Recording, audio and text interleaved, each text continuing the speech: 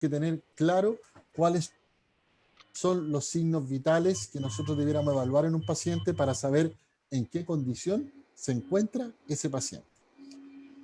Algunos de los signos vitales que vamos a evaluar va a ser el estado de conciencia del paciente, ¿cierto? Yo siempre me voy a referir de paciente porque estoy acostumbrado en la atención que hacemos diariamente, para nosotros son pacientes o usuarios, ¿ya?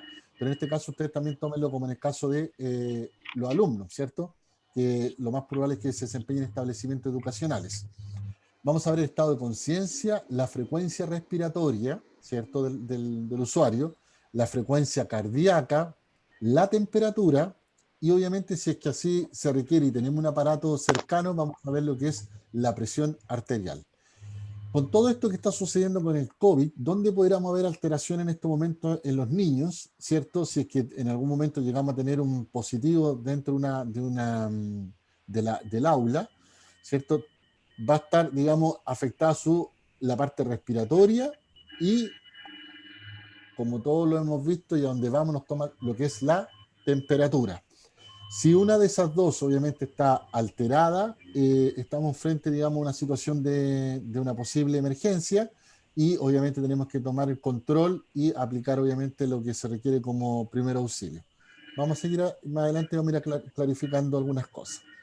Ahí En los cortito. primeros auxilios Cortito, ¿sí? dentro de los protocolos que ha establecido el Ministerio, los niños tienen que llegar con la temperatura tomada desde la casa. Por lo tanto, ojo con eso, Perfecto. porque en las libretas o en los cuadernos, todos los días el niño va a llevar la temperatura que su papá le tomó. Hay que tomar atención porque lo más probable, y también dentro de nuestro contexto, hay muchos apoderados que puede que no le tomen la temperatura e incluso que no sepan, porque también puede ser. Entonces, tomar ojo con eso. Niño que llegue al colegio tiene que llegar con la temperatura tomada y anotada en el cuaderno o en la agenda.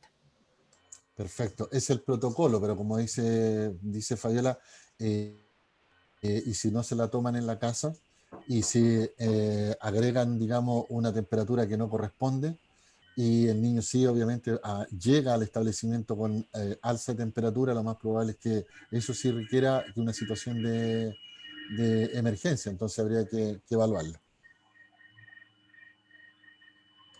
Consulta, Bien, Paul, disculpa, por, ¿sí? por ejemplo, un niño, las chiquillas ahí, consulto las cosas que en general yo preguntaría en el colegio. Un niño que llega con la temperatura alta, se tiene que sumar a esto los síntomas que tú mencionaste, dificultad para respirar, como para uno suponer que, por ejemplo, podría ser COVID, porque hasta un niño, por ejemplo, que esté nervioso por entrar al colegio, puede llegar, ¿no es cierto?, con un cierto estado febril, ¿o no? Sí, lo último no se escuchó claramente, pero no necesariamente, porque sí puede estar alterada lo que es la temperatura y su frecuencia respiratoria puede ser normal, porque recordemos que si mientras la persona está incubando, asciende la temperatura sobre los 38 grados, 38,5, ¿cierto? Pero posterior a eso, ya cuando el bicho ya está, como quien dice, declarado en el organismo, va a empezar con esta dificultad respiratoria.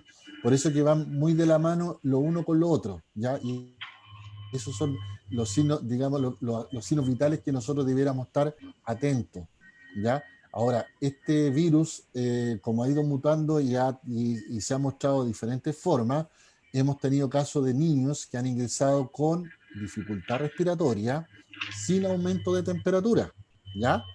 Y eso es un estado de alarma donde nosotros tenemos que avisar rápidamente a quien competa, digamos, dentro del establecimiento educacional para así solicitar, obviamente, la asistencia pública y poder evaluar a este niño y, obviamente, seguir los protocolos que rigen, ¿ya?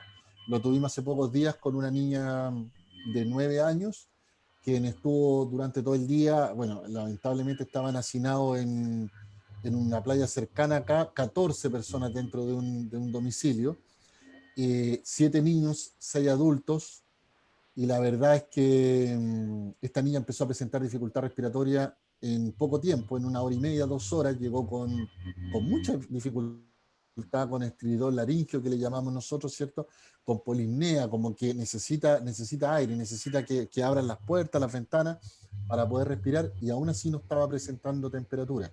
En ese caso, obviamente, como era un centro asistencial, se aplicó todo el protocolo de COVID positivo, ¿cierto? Se aisló, nos preparamos con el equipamiento necesario y procedimos al protocolo de atención.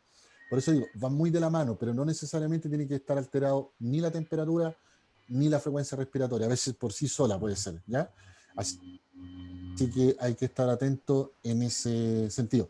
La frecuencia cardíaca, si la temperatura está alta, lo más probable es que las pulsaciones aumenten sobre los niveles normales y obviamente es porque el corazón tiene que bombear más rápido, tiene que enviar más sangre para poder también a la vez enfriar el organismo como tal, ¿ya? Bueno, y después ya está la otra parte más comprometida que el estado de conciencia. Ya si después de todas estas alteraciones, frecuencia respiratoria, temperatura y frecuencia cardíaca, ya un estado ya avanzado del bicho, digamos, ya es lo que es el estado de conciencia. ¿Ya? Vamos a Consulta, ir viendo. ¿Sí? las Dígame. pulsaciones, por ejemplo, en general el niño en el colegio está entre los 6 ya a los 18, pero los rangos en general en los que uno se mueve, los chiquillas se van a mover principalmente, estará entre los 6, vamos a suponer las chicas de aula entre los 6 y los 10 años, y las de inspector entre todos. ¿Varían las pulsaciones como para uno Sí, saber si está más las rápido? pulsaciones, claro, las pulsaciones van a variar de acuerdo a la edad y el porte, obviamente, que nosotros tengamos, ¿ya? Por ejemplo, una persona adulta, las pulsaciones van entre 60 a 100 por minuto. Lo vamos a ver un poquito más abajo, eso está, digamos, dentro de la materia, ¿ya? Pero en el caso de los niños de aula, me refiero yo de 6 años y hasta como los 12, obviamente las pulsaciones van a ser mayores, ¿ya? Porque el corazón necesita bombear más rápido, ¿ya? Porque el organismo, digamos, siempre está en mayor actividad y esa varía entre los 120, 140 pulsaciones por minuto, ¿ya? ¿Normal? Lo vamos normal, justamente en un estado normal, digamos, de reposo. Lo vamos a ver más 120. adelante, así que sí, lo vamos a ver un poquito más adelante porque ahí vienen con las edades y las pulsaciones por minuto, ¿ya? Pero lo importante es que tengamos claro que estos son los parámetros de los signos vitales, ¿ya? De lo que nosotros vamos a evaluar normalmente al tener una emergencia.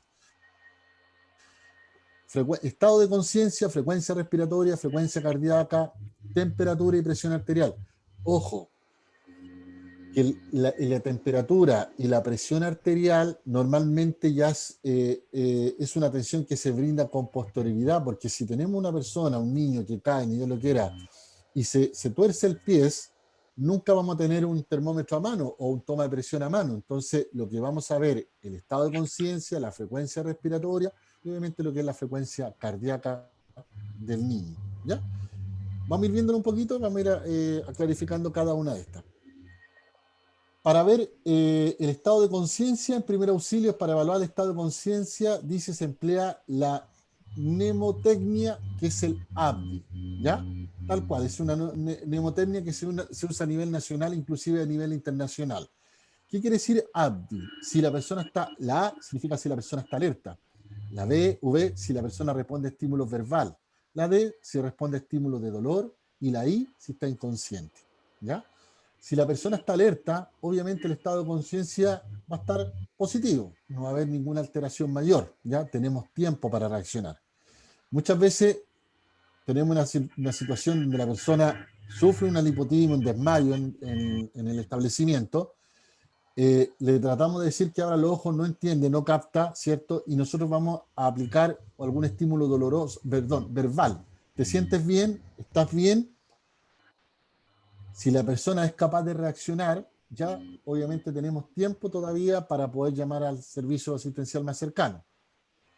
Si responde al dolor, si no me responde verbalmente, no abre sus ojitos, como quien dice, nosotros vamos a ver el estímulo del dolor y para eso vamos a aplicar un pequeño dolor en el organismo corporal para saber si el niño en este caso reacciona, ¿ya? No sé si me alcanzo a ver, sí. Lo que nosotros vamos a tratar de hacer rápidamente, si el niño no está alerta, no responde a estímulo verbal, vamos a aplicar dolor. ¿Y de qué forma? Tratamos de, con el nudillo, ¿cierto?, del dedo medio, lo vamos a tratar rápidamente de aplicar en el esternón, haciendo, digamos, una presión pequeña en el esternón. Eso duele bastante, ¿ya? Así que si ante la respuesta, digamos, del dolor, la persona, el niño, tiende a levantar la mano, ya tenemos respuesta al dolor, ¿ya? Ya no es que esté inconsciente totalmente, Entonces está respondiendo a la parte de dolor y por ende hay la parte del daño, digamos, el daño, digamos, cerebral o la inconsciencia no está en su totalidad, ¿ya? Entonces, ahí tenemos que estar atentos a eso. Y, obviamente, después la I, si está inconsciente, no responde, no está alerta, no hay estímulo verbal, no responde al dolor, el niño está inconsciente. Por ende, ya ese es un acto, digamos, una situación de gravedad. Lo primero que tenemos que hacer, obviamente, es, lo vamos a ver más adelante, es solicitar ayuda, ¿cierto? Para que despachen al servicio, digamos, de urgencia más cercano, la ambulancia más cercana, mientras nosotros ayudamos y aplicamos lo que son los primeros auxilios. Pero esto es como conocimiento general, tenemos que estar atentos a esto, ¿cierto? A la mnemotecnia, digamos, del ABDI. Alerta, responde a estímulo verbal, de dolor y inconsciencia. ¿Voy bien? ¿Dudas? ¿Consultas? Yo no. Sé que es compleja la situación, pero lo vamos a ver más adelante y lo vamos a aplicar a lo mejor en una situación que suceda en un centro, digamos, educacional.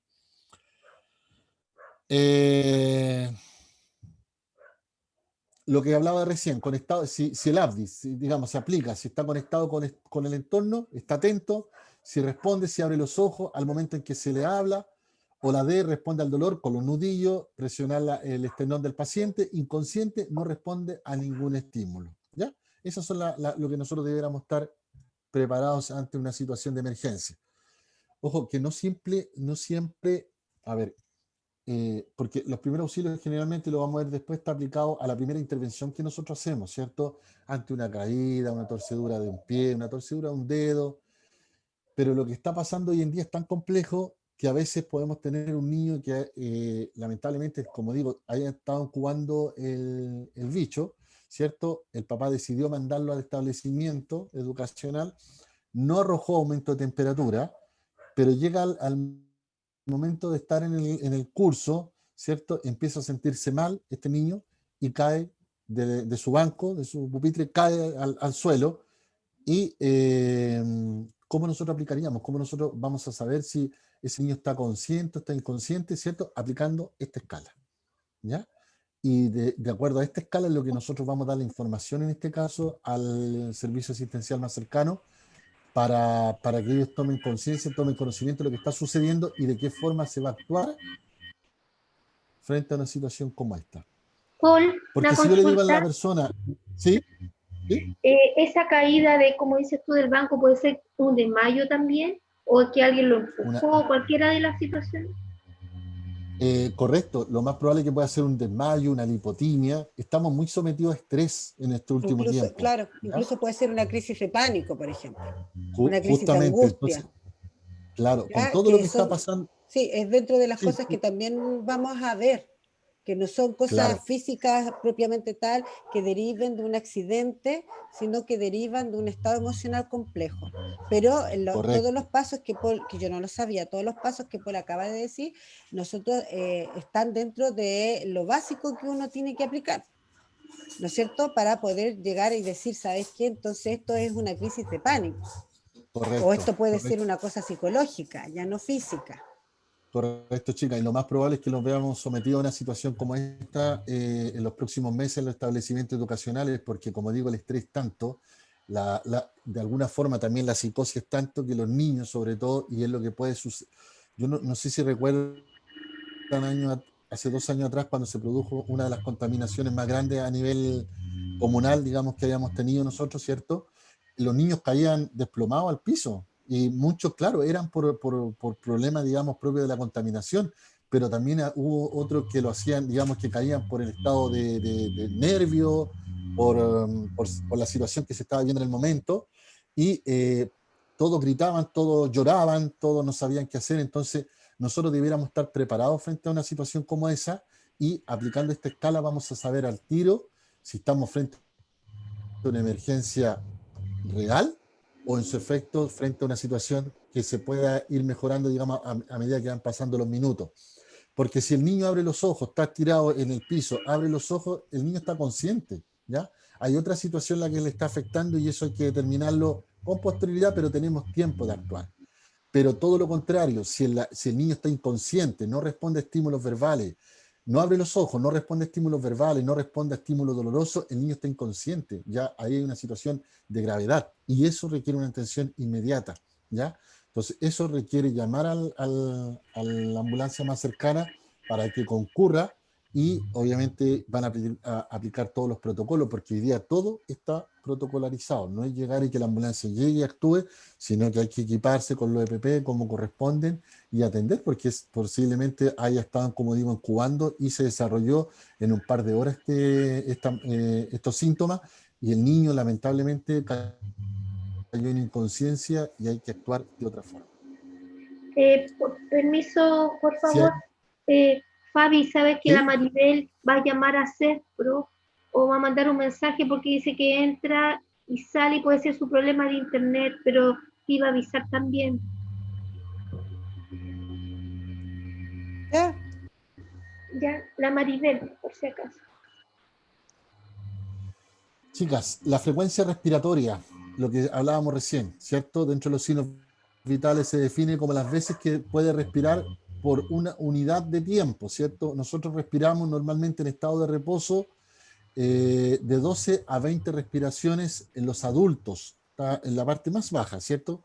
Dice de 10 años de adulto, incluyendo ancianos, de 12 a 20 respiraciones por minuto. Es difícil que la podamos contar nosotros cada uno en nuestro hogar porque a medida que vamos contando vamos aumentando la respiración, ¿ya? Es algo innato en nuestro organismo. Pero si alguien nos cuenta las respiraciones, nosotros varían entre 12 y 20 respiraciones. En ¿Hay, los hay, niños de hay 1 a 10 años, alguna, ¿cómo se llama lo que estamos viendo en la pantalla? ¿Una diapositiva donde esté eso, no? no, lo que pasa es que sí, a lo mejor más abajo lo tengo porque lo vamos a ver. Es que yo quiero que tomen como conocimiento general, porque esto, como digo, los signos vitales a modo de conocimiento general, porque normalmente nosotros va a ser difícil igual que podamos estar en un momento en una situación compleja tomando una respiración, digamos, tomando las respiraciones por cada niño que tengamos dentro del establecimiento, dentro de la sala, ¿ya? Pero lo importante es que tengamos conocimiento de cuántos son las respiraciones a medida, digamos, que avanza la edad, ¿ya? Por ejemplo, nosotros, dice ahí, niños de 1 a 10 años, de 20 a 30 respiraciones por minuto. Y si ustedes ven que llega un niño y se sienta en el pupitre, ¿cierto? Y está conversando o está calladito, y ustedes ven que su respiración está agitada, y está sobre, en este caso, hablemos de un niño de 8 años, y está sobre las 30 respiraciones por minuto, nosotros tenemos que estar atentos porque ese niño no está, digamos, su organismo, sus signos vitales no están completamente bien, o sea, no están en estado de reposo como debería ser. Entonces nosotros vamos a tomar atención a esa situación, nos vamos a poner en estado de alerta y vamos a estar inconscientes, o sea, de que el niño no se note, que no tome conciencia, digamos, de que nosotros le vamos a estar tomando de alguna forma la respiración. La respiración obviamente es cuando uno, ¿cierto? Hincha, hablemos así, hincha, insufla, digamos, el pecho, obviamente, y expira, ¿cierto? Eso es lo que nosotros vamos a tomar en un minuto.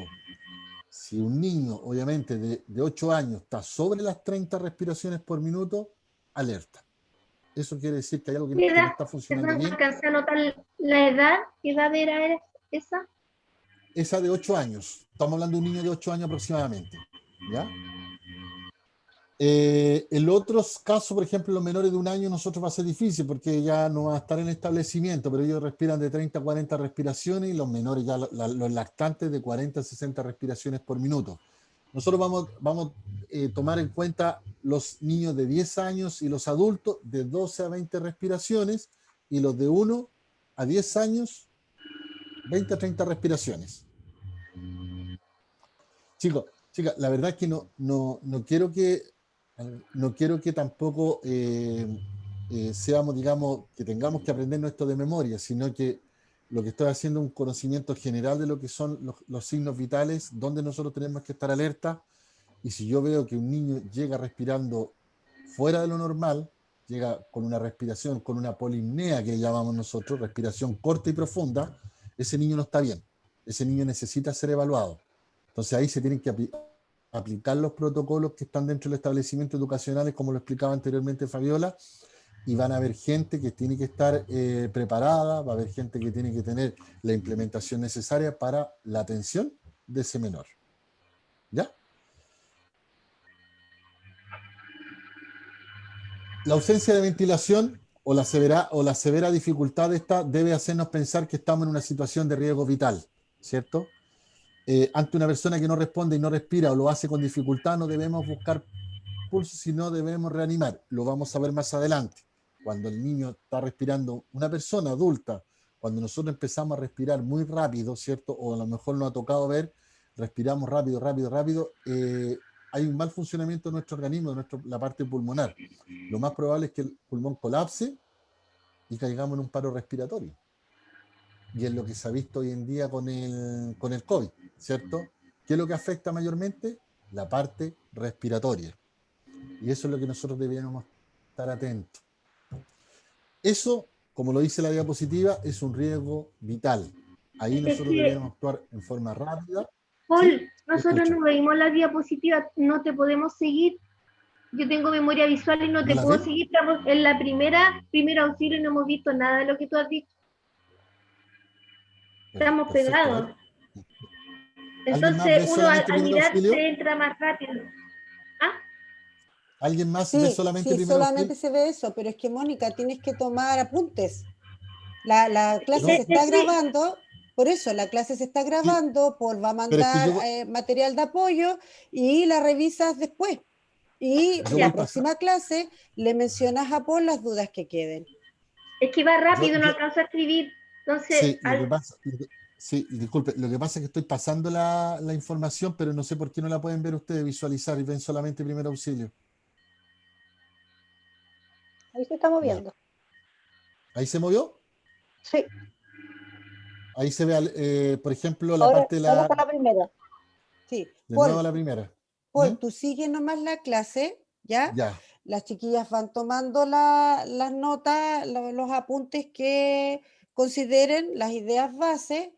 La clase se está grabando y el material lo vas a mandar. Entonces, esto se va a subir, ellas lo van a revisar y la próxima semana te dirán aquellos aspectos que tengan la duda. ¿Ya? Perfecto, perfecto. Chicas, entonces, frente a una situación de riesgo vital, o sea, respiración acelerada, riesgo vital. Lo que nosotros vamos a hacer es simplemente, obviamente, tratar de tranquilizar la situación y siempre llamar a un servicio de urgencia más cercano.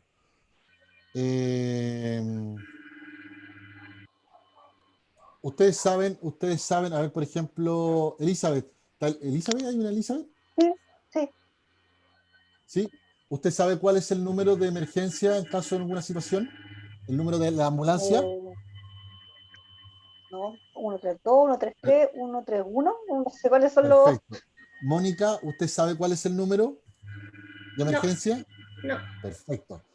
Tarea. Tarea. Lo primero que nosotros debemos saber, lo primero es saber a qué número debemos llamar en caso de una emergencia. Y no sucede mucho, ¿ya? La gente generalmente llama a todos los lugares y no llama a donde debe ser. En este caso, al 131, ¿cierto? Que es el SAMU a nivel regional. Servicio Ambulancia Médico de Urgencia.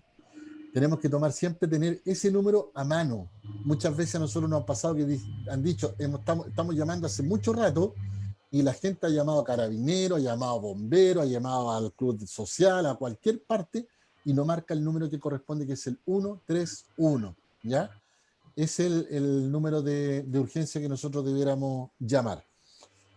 A ver, que lamentable que no se vea la diapositiva, pero... En realidad, nosotros tenemos que tener, dentro de los signos vitales también está la parte de lo que es el pulso, ¿ya? Los latidos cardíacos que nosotros tenemos en nuestro organismo. El pulso se controla básicamente en varias arterias ya del organismo.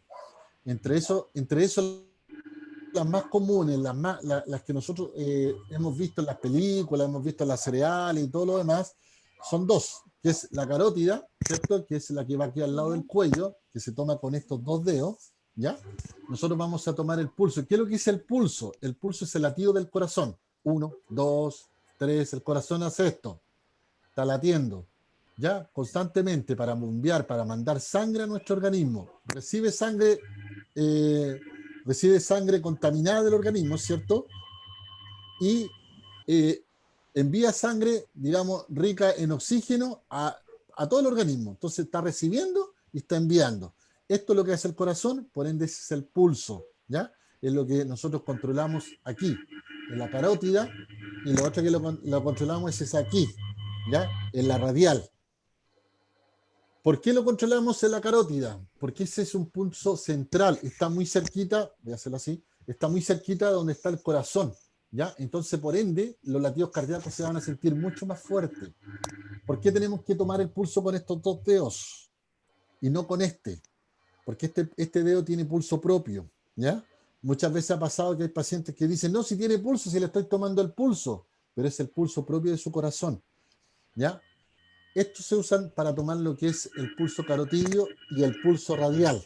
A ver si se logra ver. Aquí, en la muñeca. Aquí vamos a tomar el pulso radial. Miren, ¿cómo se distingue qué es el pulso radial? El pulso radial se toma primeramente porque suponemos que este es como una radio. Ya una radio que las que conocemos nosotros, que sintonizamos, sobre todo esa radio antigua. Esta antenita, este dedito va a ser como la antena de esa radio. Al pasar esa antena, ¿cierto? No se alcanza a ver aquí. Ahí. Al pasar esa antena, en este sector alto, tenemos lo que es el pulso radial, ¿ya? La antena y tenemos la arteria radial. Y ahí tomamos con estos dos deditos el pulso. Cuando el paciente está inconsciente, cuando el paciente haya caído por alguna razón, o hay una dificultad respiratoria, o hay un aumento de temperatura, nosotros ojalá debiéramos tomar el pulso radial, o carotídeo. La idea es para saber cuánto es lo que el corazón está bombeando, porque si el corazón en un adulto, normalmente nuestro corazón bombea entre 60 y 100 pulsaciones por minuto, pero cuando nosotros estamos en una situación de nuestro organismo está siendo invadido, ya sea por un virus o una bacteria, ¿ya? Nuestro organismo tiende, digamos, a defenderse y por ende empieza a tener más pulsaciones. ¿O no le ha pasado, por ejemplo, cuando de repente han tenido temperatura y se notan como que su corazón late más rápido? Es porque tiene que enviar más sangre para oxigenar más veces, digamos, el organismo más rápido, ¿no? Y por ende va a aumentar su pulsación. Cuando baja menos de lo que yo le estoy diciendo, porque tengo la diapositiva acá, pero usted no la ven, cuando baja menos de esa cantidad, hay que ponerse en estado de alerta, porque en cualquier momento el corazoncito se puede parar. Cuando aumenta sobre los niveles normales en el adulto, sobre los 100 pulsaciones por minuto, estado de alerta, ¿ya? Porque algo está fallando, y si sigue aumentando, lo que va a suceder simplemente es que el corazón en cualquier momento se va, porque está así, se va a detener y vamos a estar frente a una situación más grave todavía, que podría ser un paro cardíaco, ¿ya? Pero ¿cómo se toma el pulso? Yo lo pongo, lo siento, ¿cómo yo calculo? ¿Cuál es la técnica? Es que el pulso se toma con estos dos dedos, ¿ya? Sí, pero ¿cómo cuento? Es que en un minuto con reloj en mano, yo debiera contar cuántas pulsaciones tengo. Parto del 12 y empiezo. Empieza a dar vuelta el reloj y yo voy contando cuántas pulsaciones tengo. En un minuto yo debiera tener, nosotros como adultos, debiéramos tener entre 60 y 100 pulsaciones por minuto. Ese es el pulso que nosotros debiéramos tener. ¿Qué pasa si está bajo eso, sin reloj y ando usando celular? Yo me pongo en todos los casos, que a veces uno puede andar en el patio, ¿sí? Una parte, no siempre usando el reloj, buscar el celular y estar pendiente del niño, que nadie se acerca, mirar los minutos en el celular. ¿Hay alguna manera más manual? Claro, mire, lo que pasa es que solamente eso lo da el entrenamiento. Si ustedes logran en la casita empezar a tomarle el pulso a los familiares que estén con ustedes, se van a dar cuenta que el ritmo es un ritmo normal, ya continuo, pero de repente si ese ritmo disminuye, ¿cierto? Se lentece en el caso, digamos, de una situación compleja, se va a notar en forma inmediata. nosotros deberíamos tomarlo en 15 segundos, los que ya tenemos más práctica, lo vamos tomando, inclusive, a veces, bueno, ya llega el momento que nosotros ya ni siquiera necesitamos reloj, sino que tomamos nomás y calculamos más o menos cuánto puede ser. Pero como les digo, es como un conocimiento general de lo que le estoy hablando en cuanto a los signos vitales, ¿ya? Que el pulso es importante porque si nos enfrentamos a una situación, ni Dios lo quiera, por eso digo, ni Dios lo quiera, cae un niño, está conversando y cae, se desploma en el piso, vamos a aplicar el ADVI, ¿cierto? Alerta, estímulo verbal no responde, estímulo doloroso no responde, está inconsciente. Voy a lo siguiente, no está respirando. Voy a lo siguiente, tomo el pulso y no encuentro pulso. Esa es una situación grave. Podemos estar frente a un paro cardíaco, que también está considerado dentro de los primeros auxilios y que lo vamos a ver, quizás no ahora, en la próxima semana, lo que es solamente la reanimación cardiopulmonar. Esas son situaciones complejas, esas son situaciones que debiéramos actuar en forma inmediata. Por eso que lo que nosotros debiéramos hacer es aprender a tomar el pulso, ¿ya? Nosotros mismos nos podemos tomar el pulso, ¿cierto, carotidio? Y tomémoselo a otros, como una tarea, digamos, de la semana. Vamos viendo cuánto es el ritmo que lleva, lo vamos viendo con un relojito y si en algún momento hay alguna alteración, miren, y inconscientemente lo pueden detectar en algún familiar y decir, oye, tu corazón está latiendo más rápido de lo necesario, así que igual hay que ver por qué está sucediendo eso, ¿ya? ¿Sabes qué? Pero, Podría ser, disculpa, ¿sí? Paul, podría ser como una tarea que ¿Sí? las chiquillas la próxima semana Ujú. traigan, ¿no es cierto?, el registro de haberle tomado el pulso a un niño y a un adulto, porque tú diste los Exactamente, ya, parámetros, a un niño y un adulto. perfecto, En el colegio perfecto, uno tiene, por eso es importante conocer los protocolos, porque uno nunca va a estar solo. No es que yo tengo que ver cómo saco el claro, celular y todo, no. Por eso es importante los protocolos dentro del colegio, es importante, uno nunca va a estar solo, uno siempre va a estar con alguien. Y lo más probable, como bien tú mencionaste, que esta es una reacción, ¿no es cierto?, del cuerpo, ya sea algo que le está pasando físicamente como psicológicamente, porque puede ser correcto, que haya un niño que presente ciertos síntomas parecidos, ¿no es cierto?, a lo que pudiese ser el COVID y el resto del curso o de su grupo empiece con taquicardia, no sé si se llamará así, pero empiece con una pulsación, con una respiración, ¿no es cierto?, rápida, que no necesariamente sea porque él tenga algo, sino porque está mirando algo. Entonces, los protocolos son correcto. importantes, pero como para que sigas, Paul, yo creo que una de las cosas principales que Paul está haciendo ahora y que es fundamental es que quien tiene el conocimiento va a tener que llevar alguna batuta, porque no necesariamente el protocolo te puede decir, esta persona es la encargada, pero no necesariamente frente a una emergencia, a lo mejor esa persona está capacitada, ya sea con los conocimientos o con las competencias para poder enfrentar una situación compleja. Entonces, lo importante es que Correcto. ustedes tomen toda la información que Paul le está dando, y que hagan los ejercicios para que ustedes se vayan familiarizando con esto y no las pille a ustedes y ustedes sean más que un aporte, digamos, alguien que uno diga, ya no importa, llama a otro, sino que ustedes sean parte de quienes gestionan una solución. Ujú. Es que justamente porque nos podemos ver sometidos a una situación como esta en algún momento y nos puede pillar por sí estando solos, solas en este caso, ¿cierto? Y nosotros debiéramos tener la capacidad de reaccionar rápidamente. No de ponernos nerviosos ni ponernos a gritar, sino que de tomar la mayor información que nosotros podamos ver.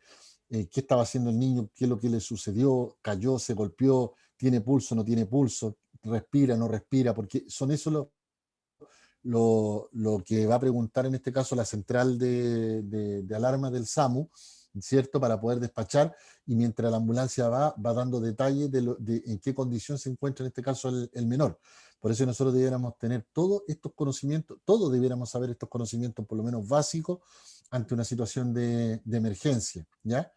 Lo importante, como les decía anteriormente, y va a quedar de tarea, sí, para la próxima semana, ojalá a 3 niños, no, yo creo que es que es tan rápido que podrían tomárselo a 3 niños, hablemos entre los 5 y 10 años pueden ser, y a 3 adultos, ¿ya? Se van a dar cuenta en forma inmediata cómo cambia el latido, obviamente la fuerza del latido, obviamente la rapidez. Ahora, si el adulto tiene menos de 60 pulsaciones, que es lo mínimo que debiera tener, hay que determinar por qué razón, porque hay veces que, por ejemplo, el adulto joven, ¿cierto? Nosotros, hay gente que es muy deportista y por ende tiene una capacidad de que el corazón obviamente aumente, digamos, absorba más sangre, digamos, contaminada y obviamente envíe de sangre oxigenada en forma más lenta al organismo, ¿ya? Pero eso es netamente porque la persona es deportista y son otros cambios, digamos, orgánicos que hay en el organismo. Entonces, tarea para la próxima semana, tres niños entre 5 y 10 años, y después de los 10 años en adelante, 3 personas más. ¿Perfecto? La idea también es ir anotando qué les costó. Por ejemplo, me costó sentir el pulso, me costó encontrarlo, me costó seguir el ritmo, para que eso también uno vaya dando ciertas orientaciones de cómo ir mejorando la técnica.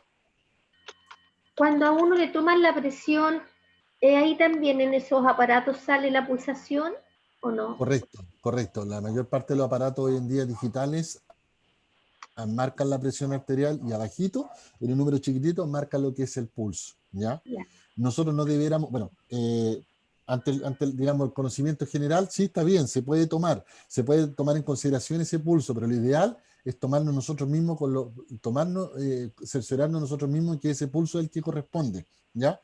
Porque a veces los aparatos, basta un golpecito, una caída que haya tenido el aparato y esos aparatos se descalibran en forma inmediata, ¿ya? Entonces, no 100%, no siempre hay que confiarse en los aparatos digitales, sino que mejor, como se hacía anteriormente, usamos nuestros deditos y tomamos lo que es el pulso, ¿ya?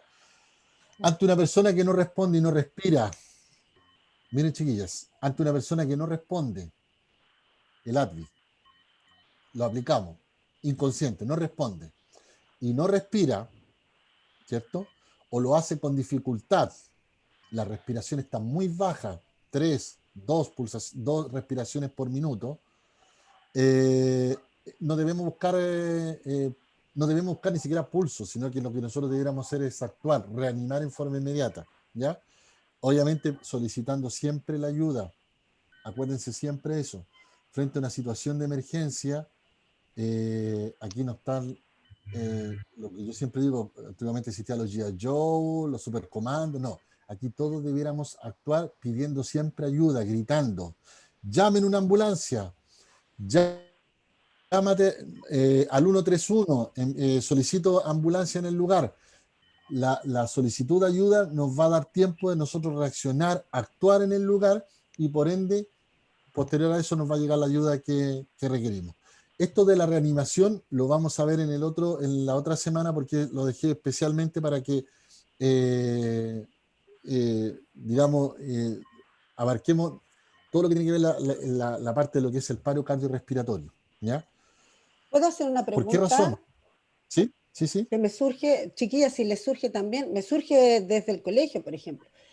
Ya, alguien llama a la ambulancia. ¿Qué información, por ejemplo, es útil que uno sepa? Porque alguien le va a preguntar a uno cómo se llama el niño, cuál es la dirección, qué edad tiene. No sé, ¿qué te preguntan cuando uno A llama? ver, la central SAMU, ¿por qué digo la central? Porque es la única que va a contestar. El 131 va a contestar en la central SAMU, ya sea Viña del Mar, que estamos acá en la comuna, Valparaíso muchas veces cae el llamado. Lo primero que pregunta, le pregunta, uno dice, necesito una ambulancia, ¿cierto? El personal va a preguntar, ¿qué pasó? ¿Por qué necesita la ambulancia? Y ahí usted tiene que dar la mayor información posible. Ni Dios lo quiera. Tengo un niño, un menor de 8 años que estaba sentado, estaba jugando, cayó, se desplomó, no reacciona, no responde. Aparentemente no está respirando, en el peor de los casos, ¿ya? Necesito una ambulancia.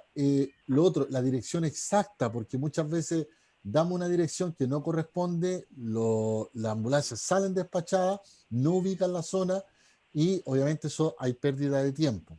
Pero el lugar, la situación en la que se encuentran, la edad de la persona, ¿cierto? Ahora, si es un adulto, obviamente el operador le va a preguntar si tiene antecedentes bases, ¿ya? para nosotros es común estas palabras, pero le pregunta, ¿tiene antecedentes base? Entonces como que todos debieran entenderlo. Los antecedentes bases son si tiene antecedentes de enfermedades mórbidas, ya sea hipertensión, diabetes, ¿cierto? Cardiopatías congénitas. ¿Por qué? Porque no estamos hablando netamente en el caso acá de los niños, pero ¿qué pasa si esto le sucede a un profesor? ¿O qué pasa si le sucede al inspector, ni Dios lo quiera, o a alguien adulto dentro del establecimiento? Nosotros debiéramos saber también en qué condición o de qué complicaciones podría sufrir esa persona con la cual estamos trabajando, ¿ya? Entonces, son las indicaciones que nosotros debiéramos dar. Lo más detallado posible, lo más lento, ¿cierto? Porque le van a preguntar quizás otras cosas más, pero lo ideal es que nosotros seamos los ojos del radiooperador que está recibiendo la llamada, porque de acuerdo a eso él va a dar la información, en este caso, al móvil que va a salir al rescate, y ellos ya se van preparando ante la situación que tienen que enfrentar. ¿Ya? Por ejemplo, ahí lo que tú explicabas del AVI, ahí uno podría, ADVI, sí. uno ya manejando, digamos, el acróstico, uno podría decir, mira, nosotros hicimos esto no está consciente, no reacciona al dolor, entonces tú le vas dando un poquito más de información para que quien está contestando se pueda hacer una idea de cuál es la situación, ¿o no? Correcto, correcto. Si nosotros somos capaces de enfrentar una situación de emergencia aplicando este tipo de protocolos, llamémoslo así, nosotros vamos a dar una información clara, ¿ya? Porque La reacción diferentes ocular también. eso también se ve, pero eso ya se ve con otro tipo, digamos, ya de otra escala, porque la verdad es que nosotros tenemos que aplicar algo rápido, ¿ya? Responde, no responde, a estímulo doloroso, verbal, está inconsciente, eso es lo que nosotros vamos a ver. Ya lo otro ya, hay otras escalas que evalúan, pero ya hay que hacerlo con más detallado y eso ya lo hace más personal de salud, ¿ya? Entonces, resumiendo, ADVI, que es lo principal, ¿cierto? Frecuencia respiratoria, hemos hablado de lo que es la frecuencia cardíaca, y ahora vamos a pasar a la parte importante que es la temperatura, ¿ya? Esto ya lo estamos hablando como conocimiento general. Recuerden, todavía ni siquiera pasamos a lo que son los primeros auxilios netamente, sino que estamos hablando de lo que son los signos vitales. La temperatura normal es el resultado establecido del equilibrio entre el calor producido y el calor perdido por el organismo. Se debe controlar en lo posible durante 5 minutos, ¿ya? Ahora, los termómetros actuales, los digitales, al minuto ya están sonando, ¿cierto? Los que tienen sus termómetros en la casa. Antiguamente con los de mercurio nosotros lo tomábamos 3 a 5 minutos, ¿cierto? Dependiendo la demanda, digamos, de personal, pero ahora al minuto ya está sonando el termómetro, ¿cierto? Ahora, ¿cuáles son los rangos normales de la temperatura? Porque nosotros, y a todos nos ha pasado que hemos ido a algún centro comercial a comprar algo, y llega el guardia o la señorita que está ahí y nos aplica con ese termómetro, ¿cierto? Que parece como de pistola, que lo toman, generalmente lo toman acá en la muñeca, ¿ya? No debiera ser originalmente la toma de temperatura en la muñeca, porque estamos hablando de una temperatura alejada prácticamente del organismo, debiera ser una temperatura más central, debiera ser en el cuello, ¿cierto? En lo posible, ya en la parte frontal, ya ahí debiéramos tomar lo que es la temperatura, pero generalmente lo toman en la muñeca, donde ya la temperatura ya va a marcar cualquier temperatura, porque es una parte, digamos, alejada del organismo, ¿ya? ¿Cuáles son las temperaturas normales? Axilar, entre 36 y 37 grados, para que tomen nota. Temperatura axilar entre 36 y 37 grados. ¿En qué edad? En todas las edades, Ah, ya. ¿ya? Aquí no hay que los lactantes, los adultos, en los menores, no. La temperatura corporal del organismo va de los 36 a los 37 grados. Rango normal. Sobre los 37, claro, sobre los 37 grados ya estamos con una temperatura un poquito, digamos, alta. Cuando se considera fiebre, se considera sobre los 38 grados, ¿ya? De 37 a 38 grados se considera como una leve hipertermia, aumento de temperatura, pero pueden deberse inclusive a factores externos. Si yo planto un trote de 20 minutos, tomo el termómetro, me lo pongo debajo de la axila, lo más probable es que me va a marcar 37, 37,5, porque mi organismo ya adquirió calor, por ende, el aumento de temperatura se va a producir, ¿cierto? Pero en estado de reposo, si está sobre los 37, ya me pongo en alerta. Pero cuando lo considero como una temperatura ya amenazante, cuando supera los 38 grados, ¿ya? 37 a 38 debiera ser como leve, 38 a 39 grados moderada, de 39 para arriba ya la temperatura ya se me escapó, tengo que usar mecanismos, digamos, medicamento, algún medicamento físico para poderla bajar y más o menos controlarla a los 38 grados. Eso es importante porque eso lo vamos a aplicar mucho en los establecimientos educacionales y en todos lados donde ahora estemos trabajando. Porque alguien dice, te tomé la temperatura, y muchas veces una vez le pregunté a un guardia de un supermercado, le dije, ¿cuánto es la temperatura normal? No me supo responder. Va a ir anotado. Entonces, a ellos los ponen a tomar con el aparatito. Sí, no, si les voy a mandar la información, si lo que pasa es que yo la estoy viendo, pero ustedes no la logran ver. Toda esta información va. Entonces, nosotros deberíamos tener conocimiento claro que entre 36 y 37 grados es la temperatura normal. 37, 38, leve, o un aumento de temperatura leve, 38, 39 moderado, 39 hacia arriba, temperatura alta. ¿Ya? Eso lo tomamos Consulta, con el... ¿Sí? la ¿Le temperatura esa escucho? es para, ¿me escucha? Ya, la temperatura esa es para ¿Sí? todos, ¿Sí? ¿cierto? Niños, adultos, pero por ejemplo, si los Para... niños están corriendo, jugando a la pelota, ¿sube la temperatura? Ajá. Correcto, es lo que le explicaba recién.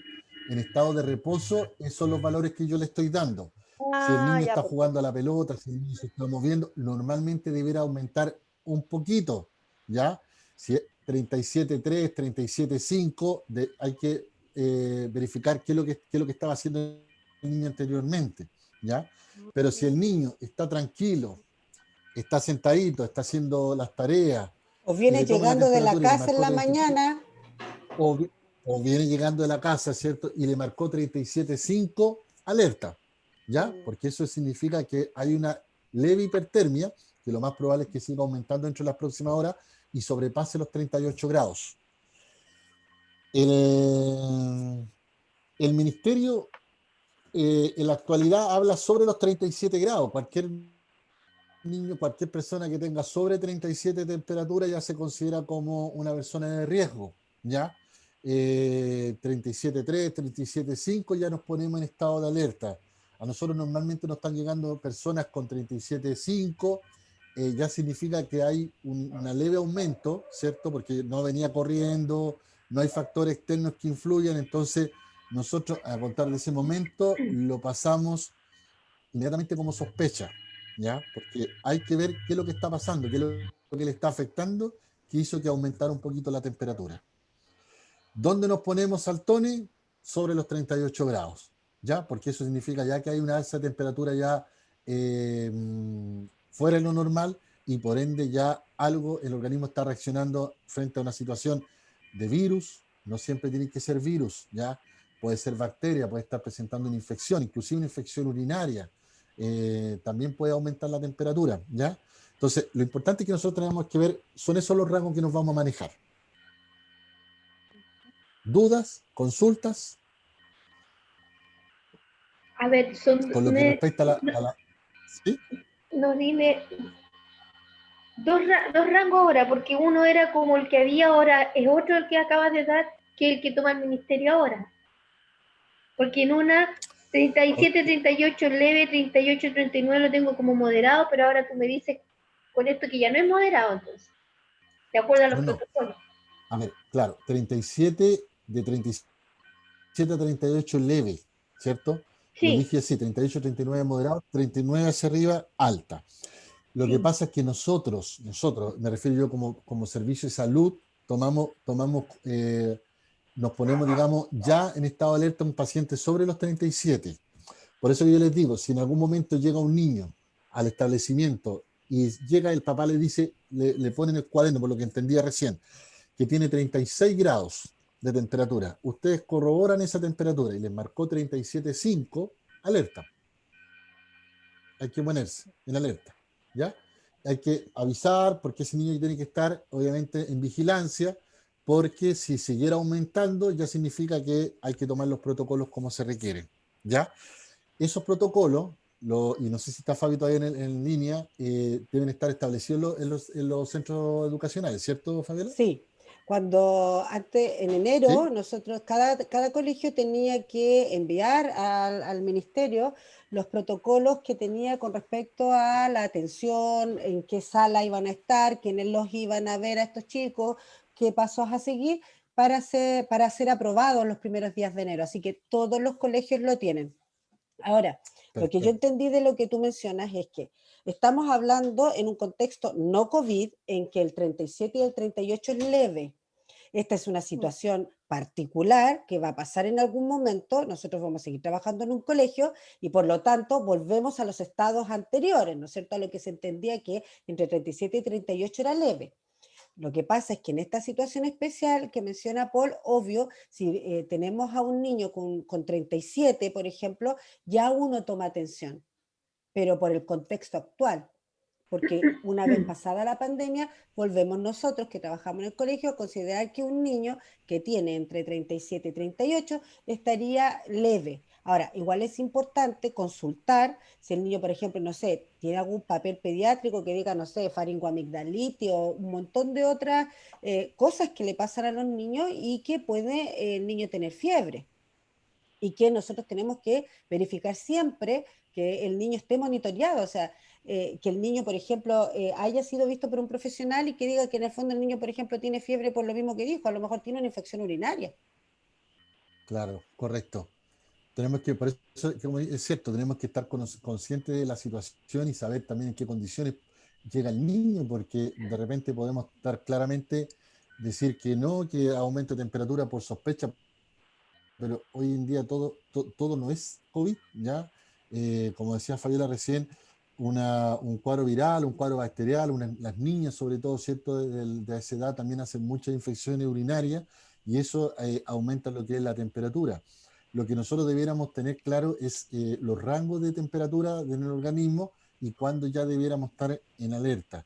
Recién, no sé quién preguntó, pero no es que haya cambiado, digamos, los rangos, sino que siempre tenemos que pensar que sobre 37 ya nos debiéramos poner un poquito en alerta, ¿ya? Si ya superó los 38 significa que hay una temperatura ya, algo en el organismo no está funcionando bien y ya aumentó la temperatura. Entonces eso ya tiene que ser informado en forma, digamos, aplicando los protocolos que se requieren, ¿ya? Va a ser complejo, yo encuentro, a nivel nacional con respecto a esto, porque un niño que llegue con un alza de temperatura deberá ser, en lo posible, deberá ser inclusive aislado de la zona, ¿cierto? No sé de qué forma lo van a manejar para que no se sienta como marginado del sistema, porque al final eh, los otros niños lo van a mirar y van a decir, oye, no, él está contaminado y lo que ha sucedido mucho en la actualidad, o sea, nosotros estamos sentados al lado de una persona y alguien dice que tiene sospecha o que llega con temperatura.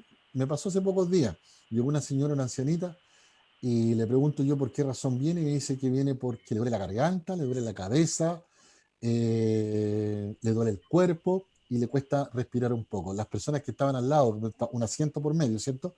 Se levantaron como un resorte, se levantaron y se corrieron mucho más allá. O sea, la señora la quedó mirando y es cierto, o sea, el distanciamiento no lo está produciendo en este caso la normativa, sino que nosotros solo automáticamente nos estamos distanciando del que está al lado y en vez de prestar a lo mejor una ayuda necesaria, lo tomamos como yo le siempre digo, lo estamos tomando como un leproso, o sea, prácticamente la persona está contaminada y listo, y hay que aislar y todo lo demás.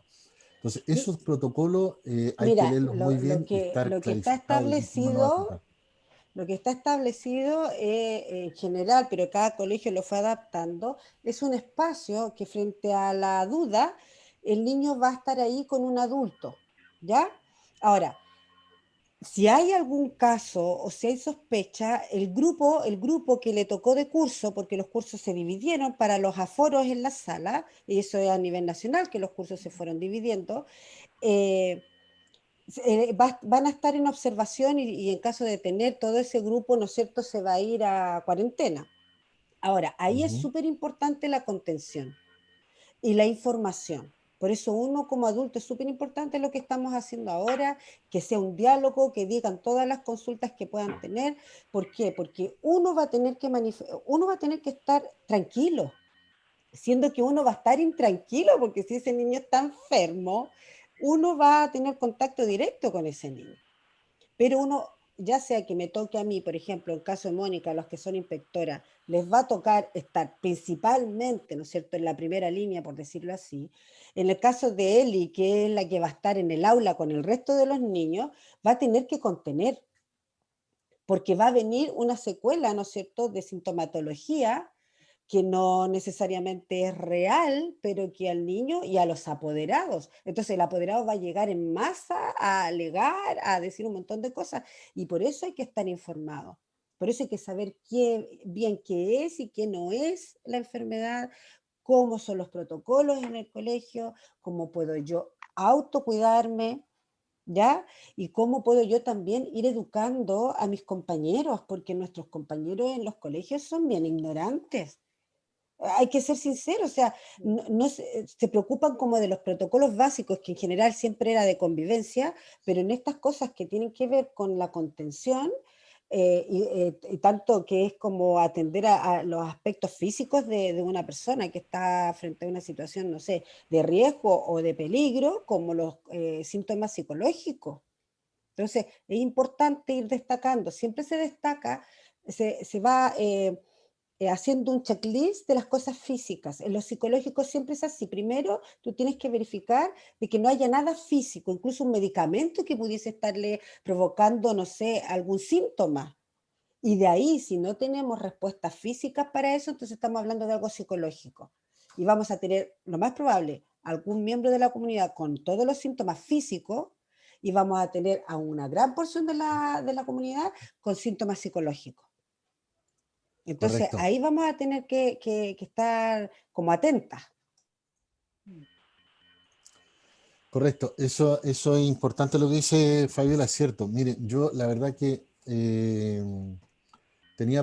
tengo, digamos, preparado material y la verdad que, bueno, la otra parte que viene ahora, porque ahora hablamos netamente de lo que son los signos vitales, que es la parte más importante de todo esto, ¿cierto? Porque nosotros debiéramos saber distinguir entre una emergencia, una urgencia, ¿cierto? Ante una situación compleja dentro del establecimiento. Claro.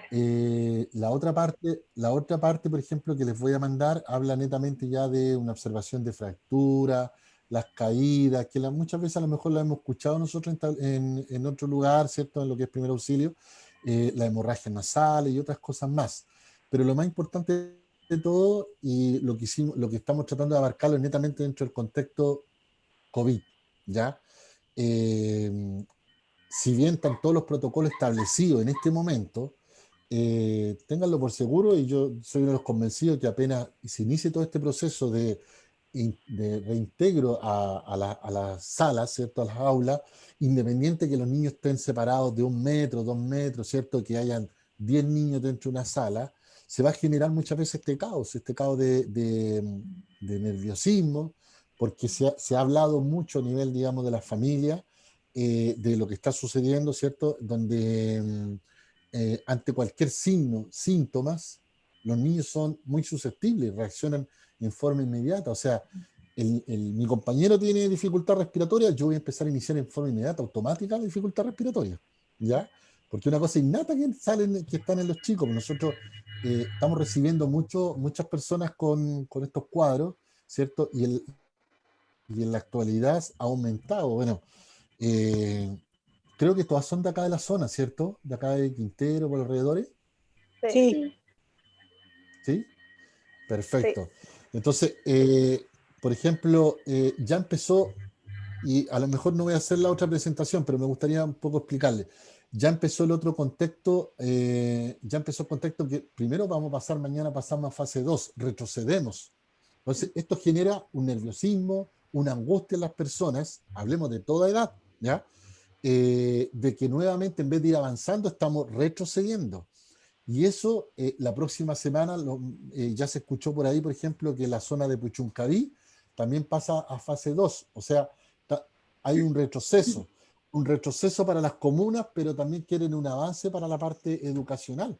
Entonces, eh, a la larga, la parte emocional afecta tanto, obviamente, a las personas que algunas automáticamente, conscientemente o inconscientemente empiezan a generar los signos de alarma. Nosotros hemos tenido, le contaba que hemos tenido aumento en la población en niños, digamos, de las consultas, y yo creo que esta semana que viene se van a duplicar o triplicar porque los niños inconscientemente ya empiezan a sentir los síntomas, ¿cierto? Me duele la cabeza, me duele la garganta. Eh, Desfavorablemente ha habido un aumento en la comunidad de pacientes COVID. Y se lo digo sinceramente, lo que dice la estadística no es como es. Hoy día leía que habían 4 pacientes a nivel comunal, por lo menos en Quintero, con COVID. Mentira, hay más de 16 pacientes en un día, ¿ya? Entonces, el bicho, digamos, de alguna forma está creciendo, está fortaleciéndose y va a empezar a hacer estragos dentro de las próximas semanas, ¿ya? Sobre todo con esto si se reanudan las clases en los establecimientos educacionales. Lo que nosotros deberíamos estar es atentos, y es por eso que yo quise primeramente aplicar esta normativa, digamos, en lo que son los primeros auxilios, ¿ya? En cuanto a lo que son los signos vitales, a saber distinguir si el niño está respirando bien, no hay una dificultad, tengo que estar en estado de alerta. Si el niño hay un aumento de temperatura, tengo que estar en alerta. Si el niño desarrolla una crisis de nervio, estar alerta. Si se desmaya, pero está consciente, o sea, hay un montón de cosas que nosotros tenemos que aprender a distinguir. Entonces, la verdad es que los primeros auxilios, como digo, dan para mucho. Y así lo voy a hacer cuando le mande la diapositiva con respecto a lo otro. Pero yo creo que tomemos conciencia de que esto cambió, ¿ya? A nivel, digamos, comunal, a nivel nacional. Ya es raro, por ejemplo, se lo digo, va a ser difícil normalmente ver un niño que a lo mejor se produzca una lesión en un tobillo, porque por lo que tengo entendido, por ejemplo, los niños no van a poder jugar, no van a poder correr, por ejemplo. Entonces, va cambiando todo el esquema, ¿se dan cuenta? Entonces yo me voy a preparar para una lesión de tobillo, pero los niños a lo mejor va a ser mínima, ¿cierto? O el niño que se doblaba el dedo, ¿cierto? Mientras jugaba a la pelota, básquetbol, ya no va a ser así porque tampoco van a tener cierta prohibición quizás para desarrollar ese tipo de actividades. Pero sí, yo como futuro, digamos, asistente, digamos, de la educación, tengo que estar atento frente a cualquier situación que pueda complicar. En este Qué caso, difícil evitar que un niño corra. es difícil, pero yo creo que es difícil, pero yo creo Ahí, que como están para la así, inspectora y los profesores va a ser difícil contenerlos, sobre todo los más pequeños. Lo que pasa es que, por ejemplo, en esos sí, casos, ¿qué solicita el ministerio?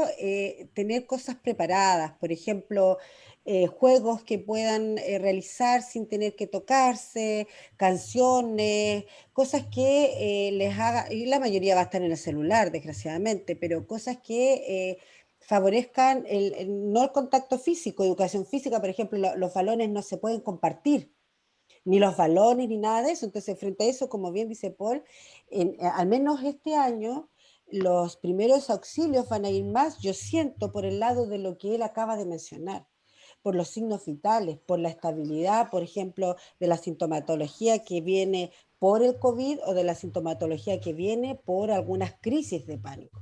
Y que ahí también es importante, a ver si nos ponemos de acuerdo en algún momento, hacer los primeros auxilios psicológicos, que son la contención, digamos, principalmente de estos síntomas psicológicos de esta crisis. Y ojo, porque hay mucho adulto, nosotros hablamos de los niños, pero hay mucho adulto, hay mucho colega que tiene pánico de volver a clases presenciales. Y tenemos muchas familias que van a sufrir el síndrome de la cabaña, que se llama, que es cuando tú ya no quieres salir al exterior. Tienes miedo de asomarte, o sea, ya te acostumbraste a estar en esta cueva y tienes miedo a contactarte con otros. Entonces ahí es importante nosotros dar la seguridad, como conversábamos, que el colegio trate de dar seguridad, nosotras dar seguridad también a los niños, a los a los colegas, pero desde el conocimiento, no solamente desde el sentido común. Es que yo creo que el niño tiene más pulsaciones, no debiese ser de parte de nosotras, y me incluyo, decir, es que yo creo que, sino yo sé, porque me lo están enseñando y tengo que practicar. Yo igual voy a hacer el ejercicio porque yo también voy a tener que estar, ¿no es cierto?, ahí conteniendo y tampoco sé bien cómo tomar el pulso. Pero esas cosas son súper prácticas. Entonces, Voy vamos a a tener que conseguir mi ponernos las niño para pilas. tomarle el curso. No ¿No se conozco a escuchó? ¿Qué nadie cosa? que tenga niños. Y Ya. voy a tener que andar buscando la amistad de los niños para tomarle el pulso porque tengo puras conocidos adultos y ancianos. No sé, ¿quién me Si presta eso, unos niños para tomarle? eso lo importante que nosotros debiéramos aprender. Entonces, como dice Fabiola, es cierto. O sea, eh, y se lo decía recientemente, todo está cambiando. O sea, la estructura, la forma, lo que nosotros ya estamos aplicando, está cambiando. Eh, nosotros mismos, nuestro trabajo, lo que nosotros hacemos, ya la gran mayoría de urgencia ya no está abocado netamente a la caída, al golpe, sino que todo es protocolo, porque una cosa es que el niño sufra una situación compleja y también la otra parte, cómo nosotros vamos a reaccionar. O sea, y lo vamos a ver la próxima semana, que vamos a hablar netamente, que eso sí es importante en la atención de un paciente, de un niño, ni Dios lo quiera, pero en un niño en situación de paro cardiorrespiratorio. Eso debiéramos saberlo todo porque ahora es ley, ¿ya? El manejo del DEA, que es el desfibrilador externo automático, que es un aparato que se coloca, ¿cierto?, para reanimar al paciente, eso es ley. Los colegios cardioprotegidos ahora es ley. Todas las personas, todos los adultos, los que trabajen, tienen que conocer y saber de lo que son los primeros auxilios y de la reanimación cardiopulmonar. Pero ya no es la misma reanimación que hacíamos nosotros hace un año atrás. Ya con todo esto tenemos que tomar todos los protocolos por habido y por haber.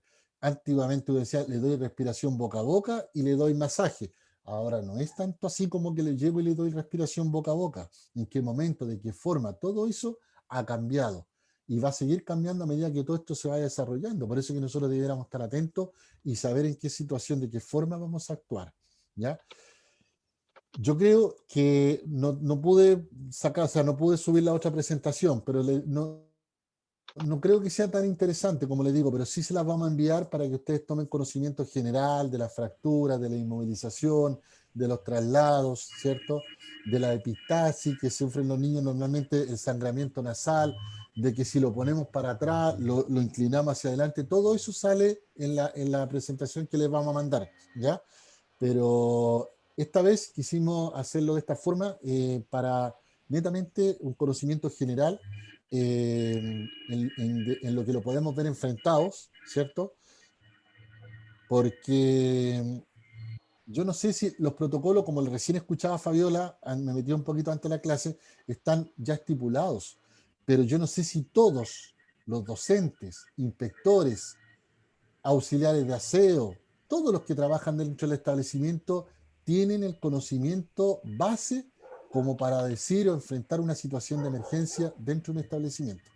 Porque tienen que saber distinguir. Ahora yo creo que ustedes van a saber distinguir claramente cuando el niño está con una dificultad respiratoria, cuando hay un aumento de la frecuencia respiratoria, algo está pasando, cuando hay un estridor, cuando le cuesta, cuando suena al momento de respirar, entonces nosotros decimos, hay algo que está afectando. Entonces, alerta, solicitamos ayuda, pero yo no sé si todos hiciéramos estas clases básicas de conocimiento general, creo que la cosa cambiaría, ¿ya?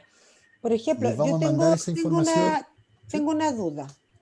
Cuando un niño es asmático, ¿ya? Y tiene su crisis de asma, ¿hay alguna diferencia o en el fondo puedo tener un niño, por ejemplo, que se puso nervioso por una situación, digamos, por un compañerito, pero no responde a su dificultad para respirar necesariamente a que esté somatizando, sino que le dio se puso nervioso y le dio una crisis de asma?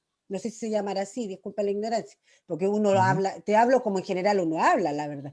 ujú. ¿Hay alguna diferencia?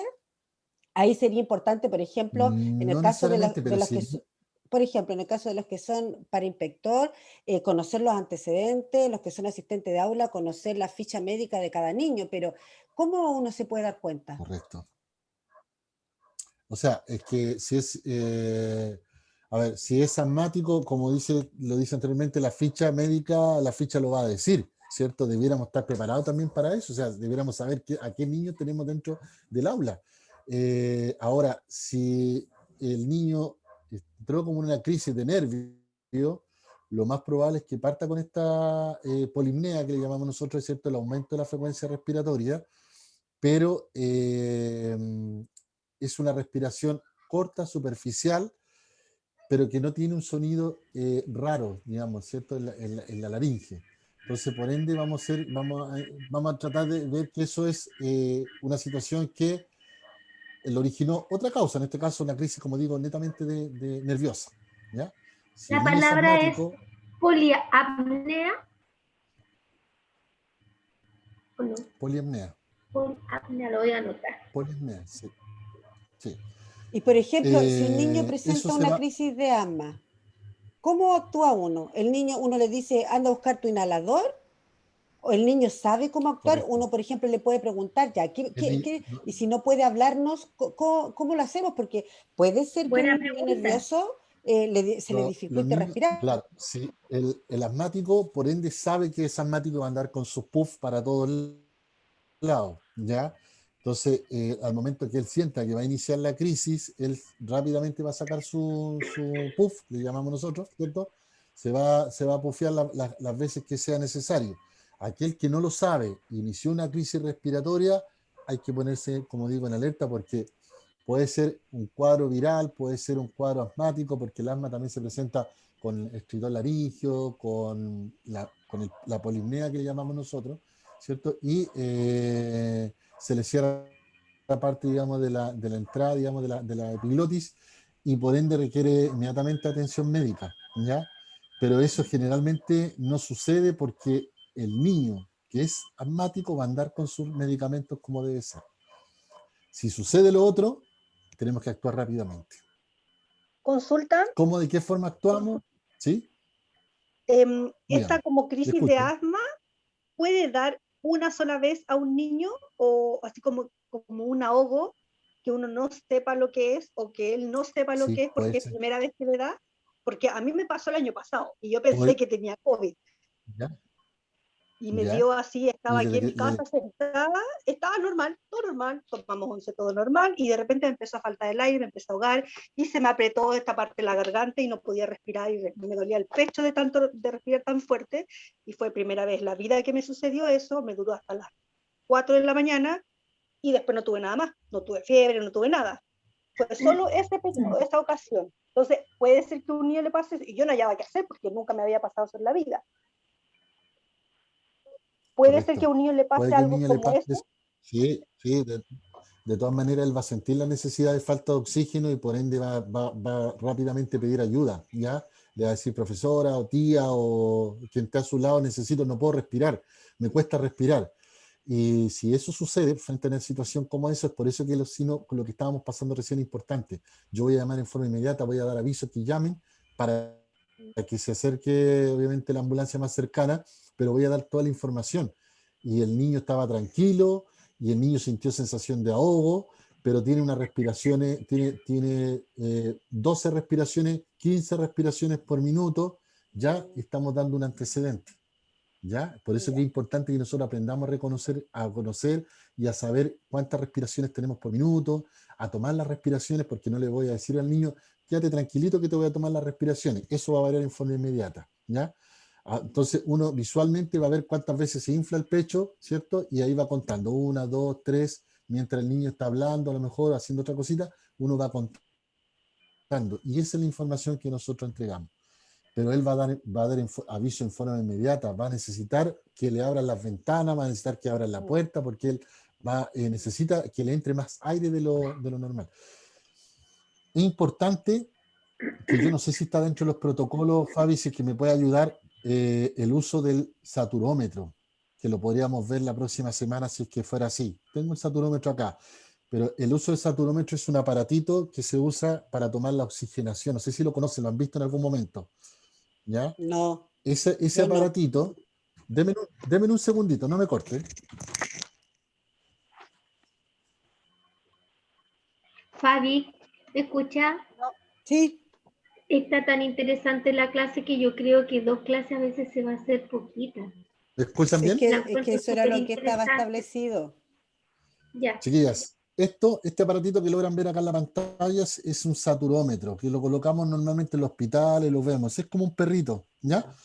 Este aparatito, si nosotros lográramos entender o tenerlo en el momento de nuestro trabajo, nos puede ayudar mucho, porque esto nos va a dar las las pulsaciones por minuto y el nivel de oxígeno que nosotros estamos teniendo en nuestro organismo. Nuestro nivel de oxígeno debiera ser sobre el 95%, ¿ya? Esto marca de 0 a 100, ¿ya? Sobre el 95% nosotros debiéramos andar bien. De 95 a 100 debiéramos andar bien. Si esto baja menos de 95, si el aparatito marca, significa que nosotros ya tenemos un problema respiratorio.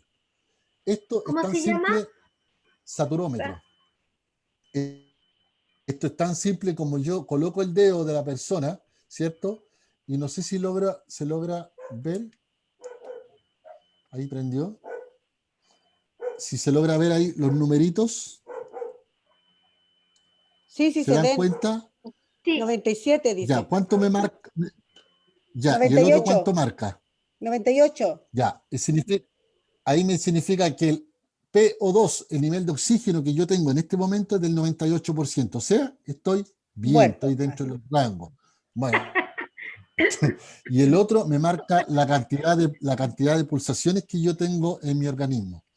Frente a una situación volvamos atrás, frente a la situación de un niño con dificultad respiratoria, este nivel de saturación va a bajar.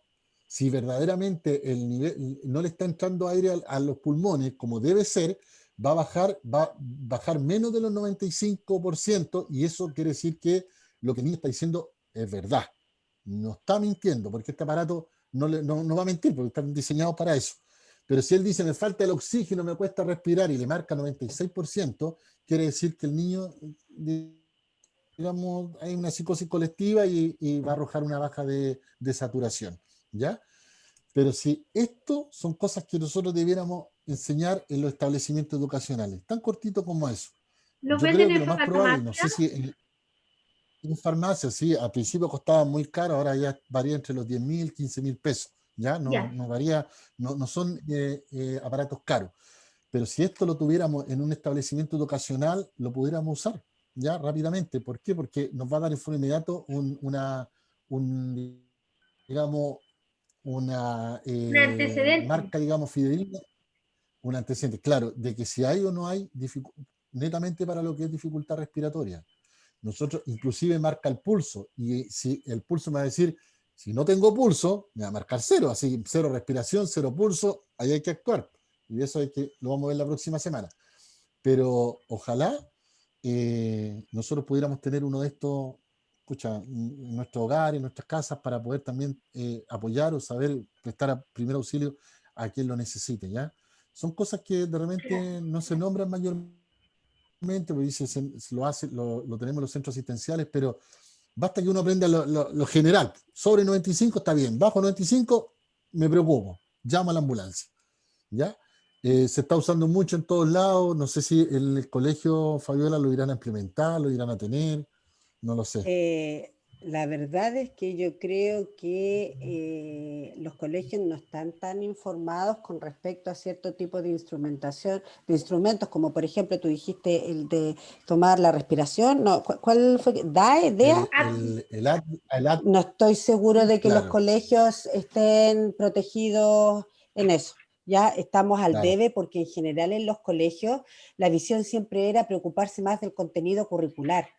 Mm, Esta situación de emergencia lleva a que el colegio entienda que hay un montón de situaciones de las cuales también hay que tomar atención. mm. Yo tengo una consulta. ¿Hay ¿Sí? diferencias entre los síntomas de la influenza y del COVID? No, no. Todo hoy en día, todo se toma como COVID, ¿ya?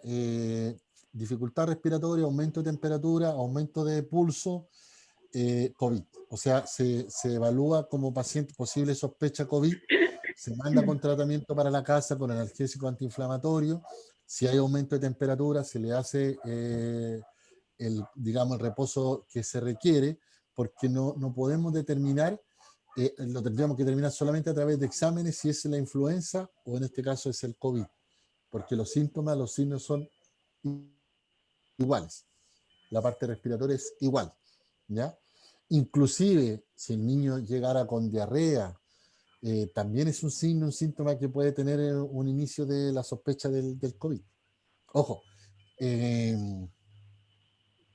nosotros siempre decimos el COVID, ¿ya?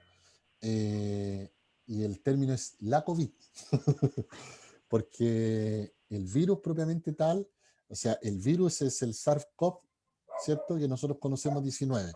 La forma como se presenta el virus en el organismo se presenta como la COVID, ¿ya? Para que, bueno, un conocimiento general en este caso para determinar. Generalmente todos decimos el COVID, pero es la COVID.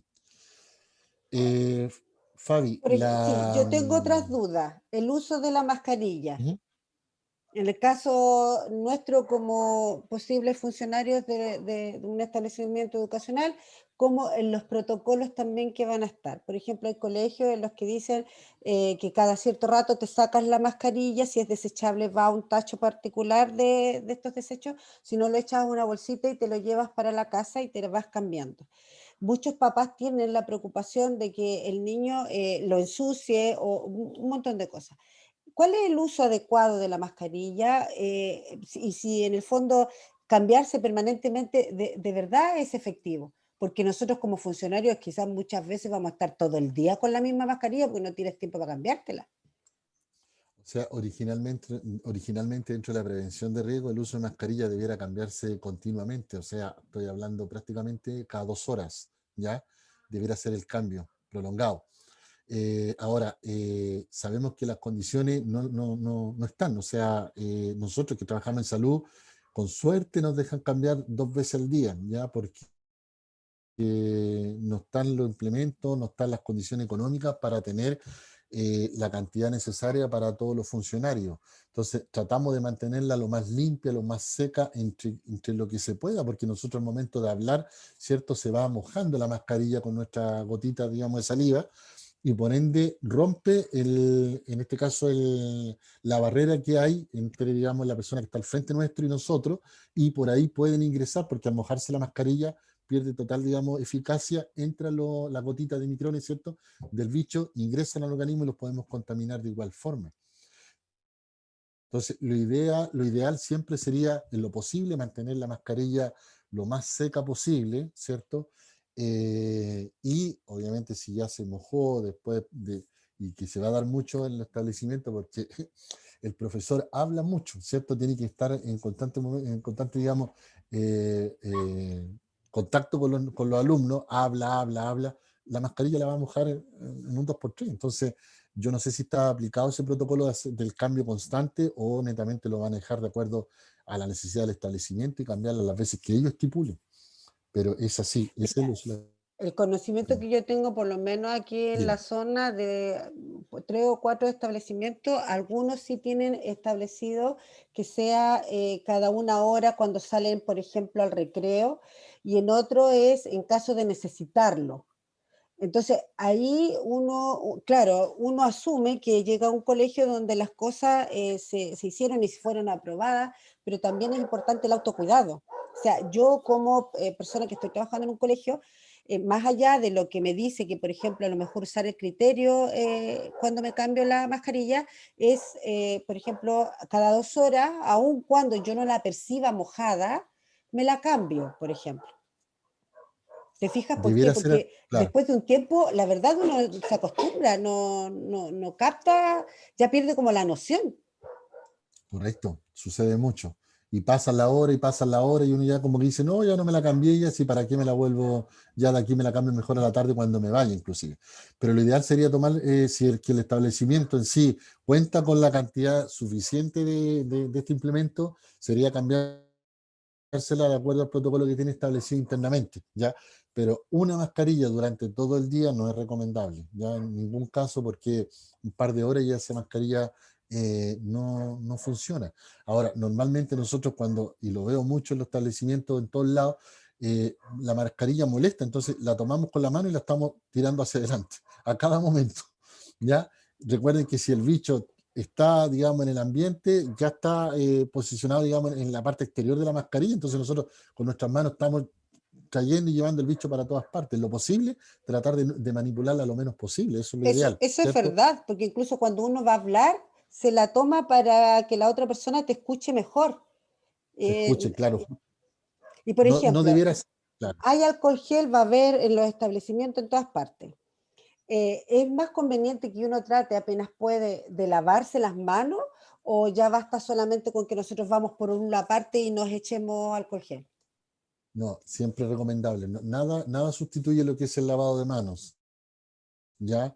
Si ustedes van a estar, nosotros nos exigen por lo menos cada una hora el lavado de manos, independientemente de cuántas veces usemos el alcohol gel. Cada una hora el lavado de manos, inclusive tocamos un timbre para que recuerden todos los funcionarios que tenemos que lavarnos las manos cada una hora, en lo posible. Ahora, obviamente en una sala, no sé, una clase puede durar 2 o 3 horas. Lo ideal sería que al momento de entrar y al momento de salir, obviamente, el lavado de manos tiene que ser frecuente. Tocamos la mascarilla, tocamos el lápiz, tocamos el plumón, tocamos la mesa, entonces todo, porque después tiene que haber una sanitización completa a nivel de establecimiento, ¿cierto? De sala de clase, pero ya ingresan otro grupo de niños, los niños hablan, se tocan la mascarilla, tocan el mesón, entonces, no sé, por eso digo, va a haber un enredo ahí porque los protocolos se van a tener que tratar de llevar lo que más se pueda, porque al final siempre van a haber, digamos, situaciones donde ya uno se vea, digamos, fuera de contexto porque eh, habiendo tantas personas, 10, 12 niños, 15 niños quizá en una sala, va a haber un riesgo igual importante de contaminación.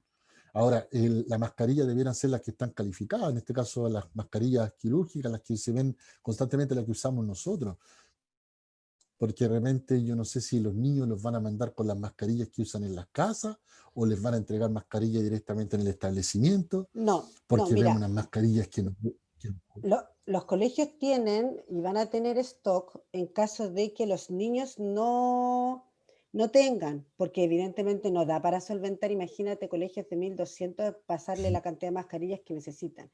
Pero lo que sí se está dando en todos los colegios es la mascarilla como institucional, que es de género. En todos los colegios los funcionarios tenemos de esas mascarillas. Eh, Generalmente te dan una, por eso te decía yo, uno va a tener que tener más de una, pero generalmente es eso. Y otra duda, en el caso de los niños, por ejemplo, pueden ir con jeans, cambiarse ropa todos los días para no, en caso de que no haya contacto, tú laves la ropa, qué sé yo. En el caso de los adultos, generalmente, especialmente en el caso de la Mónica y de la Eli, usan delantal, ¿cachai? Y no creo que tengan 5 delantales para uno diario.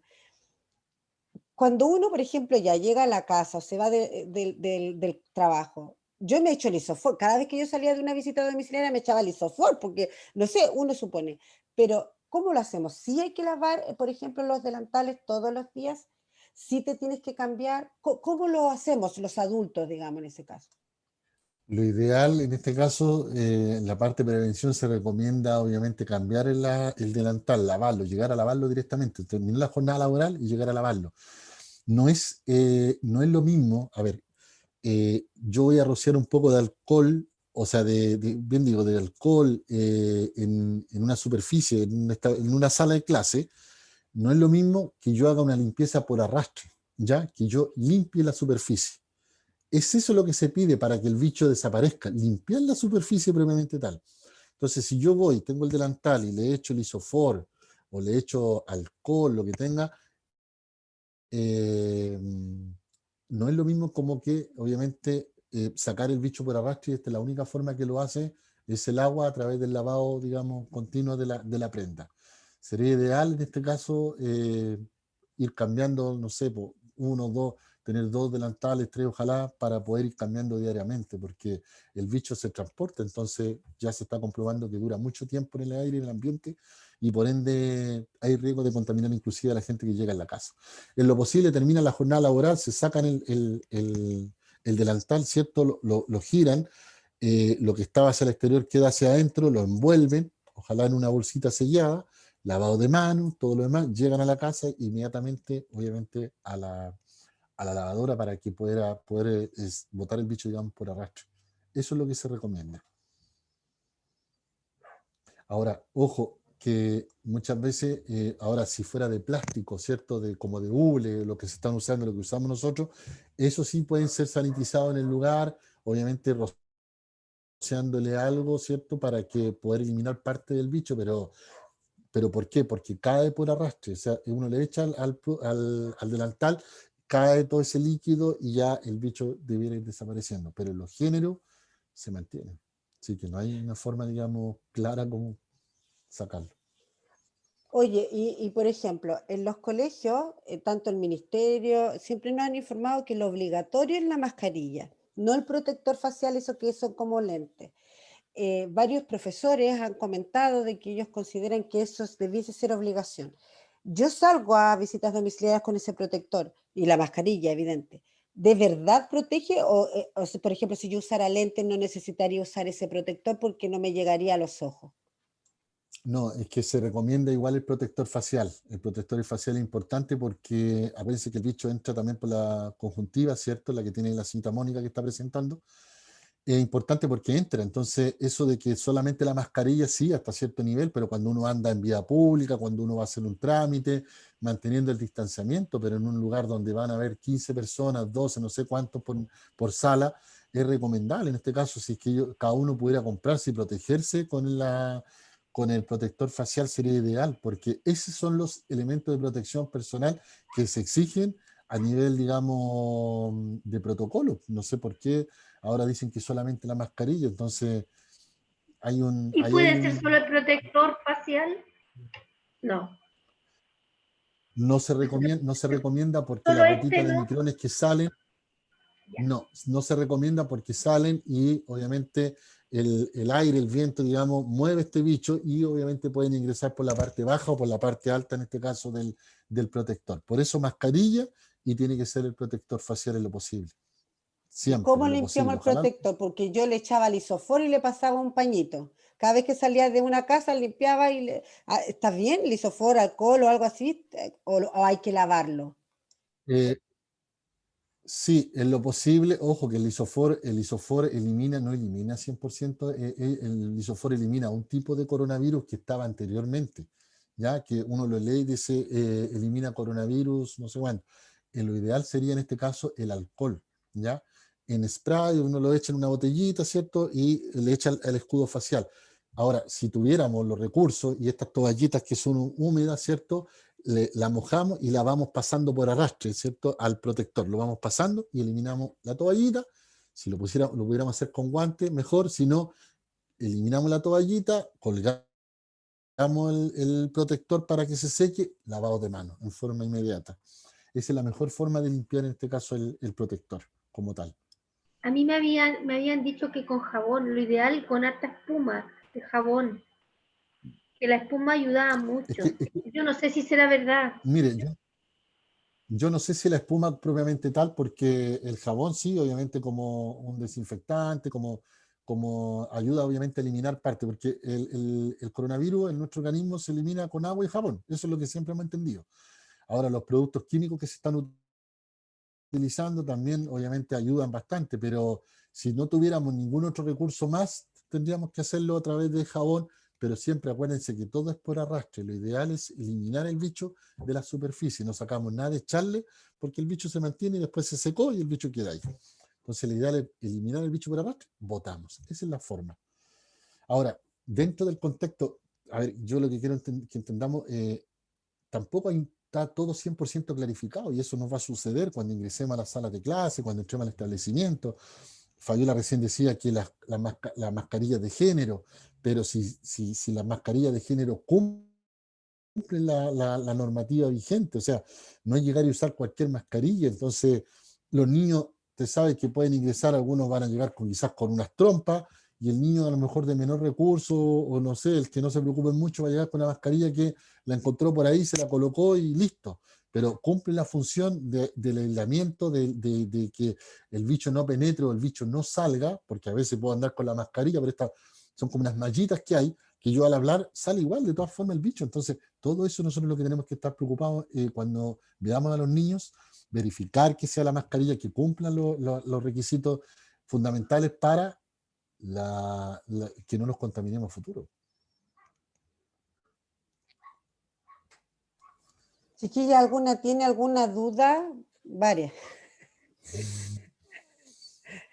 Que quisiera, por ejemplo, de lo que hemos conversado, que le surja la duda, de repente hasta como apoderado, ¿qué preguntaría? ¿Qué me preocuparía? O como parvularia, Mónica, ¿qué cosas, por ejemplo, tú en el aula tendrías que estar atenta? Cosa que pues, nos vaya orientando, porque nosotros vamos a tener que orientar también al resto con respecto a eso. Está silenciada. No esperen mucho de mí. No sé siquiera el micrófono lo sé. Yo pienso que con los más chiquititos es complicado, porque es difícil mantenerlos quietos. Primero hay que averiguar cómo lo manejaba la mamá en la casa, porque ellos para veces lo que la mamá dice es ley, entonces hay que partir por ahí. Y después, con los niños, lo primero, también que usen guantes. Yo creo que es importante. Pueden usar guantes También porque... eso, por ejemplo, no está dentro de lo que se nos exige, Ya. el uso de guantes. Ah, ok. Ya. Solo la mascarilla, digamos, el pelo tomado, sin joyas, Sí. porque se puede transmitir también a través de eso. Eso es principalmente en los establecimientos, sin joyas, el pelo tomado. Y mascarilla. Y mascarilla, claro. Yo encuentro que todo lo que han dicho aquí está como bastante bien y acotado. Con los más chiquititos hay que estar pendiente de lo que le decían en la casa. También es importante a veces la información del hogar. A veces hay situaciones que las han manejado mejor un grupo de mamá que otra y uno también las puede adaptar a los más pequeños. Sobre todo las tías, que a veces los niños son cariñosos a esa edad, quieren siempre dar un besito, enseñarles que uno no es que no los quiera, sino que uno los quiere igual, pero que no se puede acercar y que adquieran bien el hábito de lavarse las manitos, los niños complicados, eso de lavarse las manitos. No ejemplo, el gel sí, a ellos les encanta usar gel, pero lavarse las manos es como diferente. por ejemplo, ahí, cuando conversábamos de tomarle el pulso, tú vas a tener contacto con el niño. Claro. Entonces, ya, yo le tomo el pulso. ¿Qué hago después? ¿Qué hago? ¿Voy directamente, me lavo las manos? ¿No ocupo esa mano hasta llegar a un lavamanos? Porque no siempre te va a pillar al lado de un lugar. Me echo ahí alcohol gel, siempre ando entonces con un frasquito de alcohol gel para echarme y después ir sí o sí a lavarme las manos, porque vamos a tener contacto físico, especialmente los adultos con los niños en algún momento. Para Yo creo que la tomarlo... toallita húmeda va a ser bueno andar trayendo en el bolsillo el delantal toallitas húmedas antes de lavarnos las manos, por mientras llegamos al lavamanos. Yo creo que las toallas húmedas nos ayudarían un poco. Pienso, no sé si estoy Chica, equivocada. yo a modo, pues ya son como las 10:10 también por el Sí. respeto que se merece y por la hora. Yo a modo de reflexión ya final, lo más importante de todo esto es que nosotros nos cuidemos, primeramente, porque el cuidado parte por uno, ¿ya? Si los protocolos están establecidos, ya están dichos, y nosotros no nos prohíben, por ejemplo, hacer más que menos, mejor hagamos más. ¿A qué me refiero yo? Por ejemplo, si el protocolo dice mascarilla solamente y no me prohíben usar la careta, ¿cierto? El protector facial, y tengo uno en la casa, utilícenlo, mejor, ¿ya? Si el protocolo me dice el pelito tomado, de alguna forma, y el protocolo no me prohíbe, por ejemplo, usar las famosas cofias que se están usando ahora que usamos los servicios de urgencia en los hospitales, y queremos usar, usémoslo. O sea, primero nuestra salud, nuestra vida, ¿cierto? Porque, como dicen, los niños van a llegar, no sabemos de qué forma lo están tratando en la casa, en el hogar. Entonces, tenemos que partir el autocuidado por nosotros. Si voy a tomar, voy a tener un contacto directo con el niño, le voy a tomar, el niño se descompensó, lo tengo que tomar, arrastrar, no sé, pues, subirlo arriba de la mesa, lo voy a tocar, protocolo, lavado de manos en forma frecuente, termino con eso, voy y me lavo las manos, me cambio si tengo un contacto directo, me acerco mucho al niño, el niño tosió, rápido, digamos, está con su mascarilla, pero no es una mascarilla que y yo crea que es seguro, ¿cierto? Y tosió sobre mí, voy y le pido por favor al encargado, oye, cámbiame la mascarilla porque lamentablemente hay un niño que hay una sospecha. Ante una sospecha me cambio en forma inmediata todo. Es lo que nosotros aplicamos como centros de salud. Cuando llega alguien en esa condición, nosotros simplemente lo que hacemos, cambiamos mascarilla, desinfectamos todo, sacamos a todo el personal, ¿cierto?, de la sala de urgencia, hacemos que desinfecten todo, aunque eso se demore 20, 30 minutos, y es lo que nos va a pasar, y es lo que va a pasar en las aulas, ¿ya? Ante una sospecha, van a tener que salir todos, y eso va a significar sanitizar toda la zona, todo el lugar, ¿cierto? Los bancos, todo completo, y esperar el tiempo requerido y nuevamente volver a ingresar. Ojo, que si el niño llegó con temperatura, llegó con dificultad respiratoria, todos los que están dentro de la sala van a ser sospechas, por ende se van a tener que ir en cuarentena. Pues digo, esto está recién empezando. Esto está recién empezando y son cosas que las autoridades tampoco manejan porque lamentablemente ya es mucho, o sea, esto se puede escapar de las manos. Por eso que lo importante es que partamos por nosotros. Cuidado Ya. necesario, el uso de los EPP. Ya, entonces resumiendo, por ejemplo, básicamente si nosotros tenemos que tener un contacto con el niño, ya sea para contenerlo en una crisis, por ejemplo, de pánico, se nos desmayó y tenemos que tomarlo, le tomamos el pulso, cualquier contacto directo con el niño, lo que primero tenemos que hacer, si tenemos duda, por ejemplo, de que tanto nuestra mascarilla como la de él haya estado en buenas condiciones, desechar esa mascarilla, lavarnos al tiro las manos, ¿no es cierto? Y en el Correcto. caso nuestro, yo no uso delantal, pero me estoy teniendo ya hasta como la idea de usar delantal para poder sacármelo porque si no, Ah, ¿qué hago con la ropa? Porque uno usa chaqueta, Claro. qué sé yo. Entonces decir, ya, si uso delantal, terminando mi jornada, lo doblo hacia adentro, lo echo en una bolsa, me lavo las manos, llego a la casa y ¿lo lavo con qué? ¿Con jabón, detergente, agua caliente, da lo Detergente. mismo? Detergente, porque el bicho es por arrastre, así que se va a ir solamente, Ya, lo se va a ir lavo en forma con inmediata. detergente y, por ejemplo, ya lo ¿Ya? podría usar al otro día. Si no, uso otra cosa, pero tengo que lavarlo. ¿Lo lavo Correcto. separado? ¿Puedo lavarlo con la otra ropa? Lo, lo ideal es lavarlo por separado, Ya, ¿ya? lavarlo por Para que el separado. bicho, claro, a través del arrastre, obviamente se vaya por las tuberías, por todo lo demás, y que la prenda, digamos, limpiecita.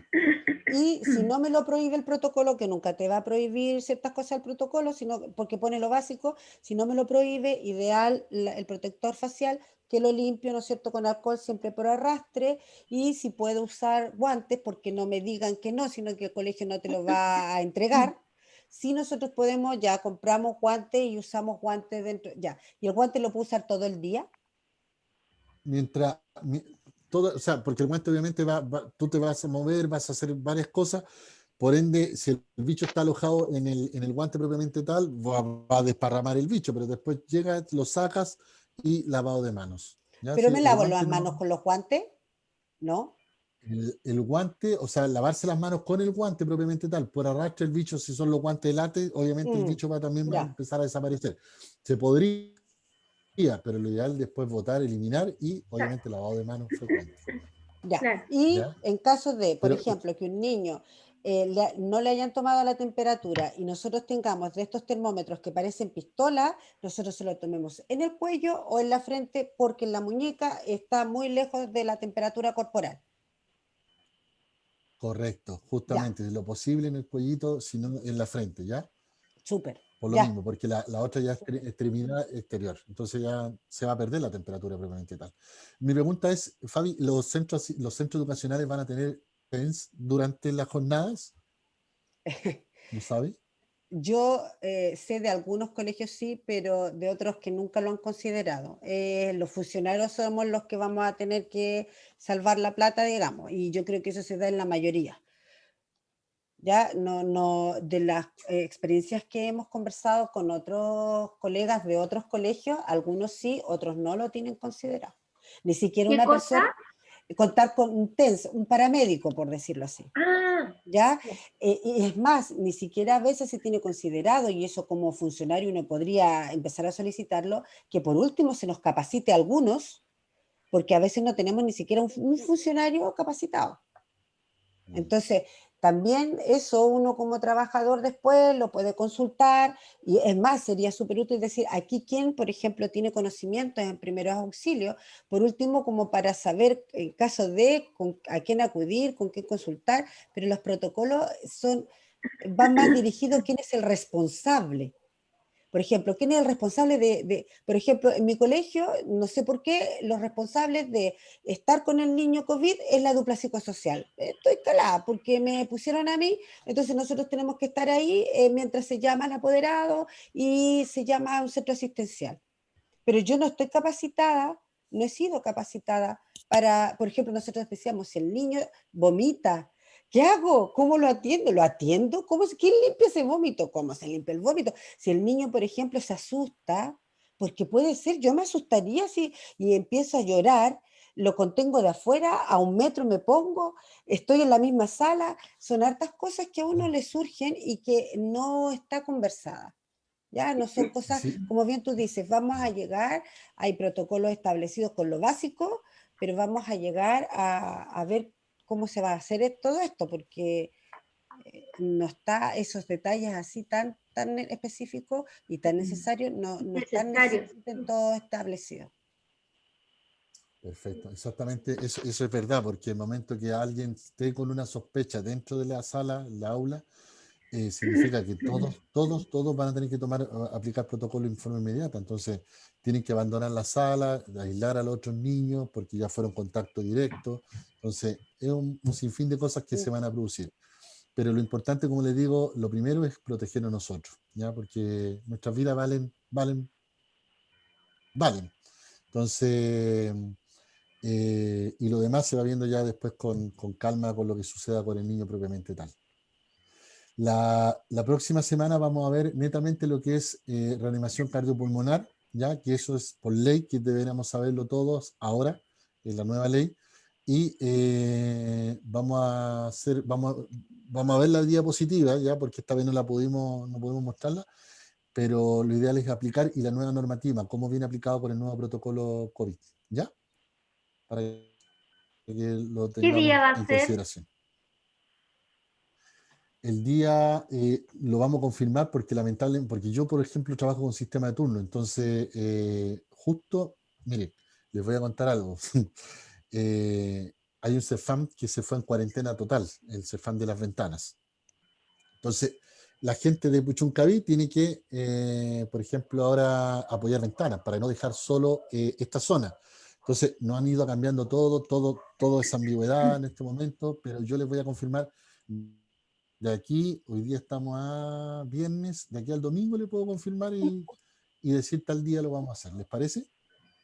Sí, nosotros se lo mandamos por correo el día de la confirmación. Tú me mandas a mí la información para mandársela a todas las chiquillas por correo y la clase la vamos a subir a YouTube, al canal del, del centro, para que lo puedan revisar, como subíamos los videos que yo hacía de normativa en Inspector, para que los puedan revisar, analicen, copien las dudas y las traigan la próxima semana.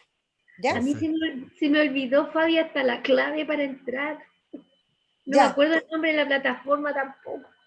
ya, pero todos esos detalles nosotros los vamos a mandar por correo, ¿ya? Durante el fin de semana, porque no hay nada más que hacer, estamos en la casa, no se puede salir, eh, para que ustedes estén y hacer las tareas, lo que bien dijo Paul, anotar, chiquillas, tener los números de emergencia, porque uno cree que nunca va a pasar y cuando pasa uno dice, ¿por qué no lo anoté? Incluso en la misma casa, ¿no es cierto? Y las pulsaciones, tomar las pulsaciones, las tareas que quedaron hechas, también eso lo vamos a poner en el correo para las chicas que no pudieron acceder, ellas puedan también traer las tareas, ¿ya? Uno se puede tomar el pulso a sí mismo, ¿no? Sí, uno sí se lo puede tomar. Acuérdense, 2 dedos en la carótida. Al ladito donde está la manzana de Adán, que le llamamos nosotros, al ladito está la carótida. Y ese es el pulso central. ¿Ya? Y ahí va a marcar cuántas pulsaciones tiene por minuto. Me va a Si el comprar un pulso es reloj con regular, minutero. irregular. Lo que pasa es que Sí, sí puede ser que nosotros, que vamos a trabajar con los niños, andemos con reloj, ¿te fijas? Porque, Sí. como bien tú dices, hay que irse acomodando a esta nueva realidad y a estos nuevos primeros auxilios, Y con lente, porque tampoco veo mucho. ¿te fijas? Entonces, Así un reloj.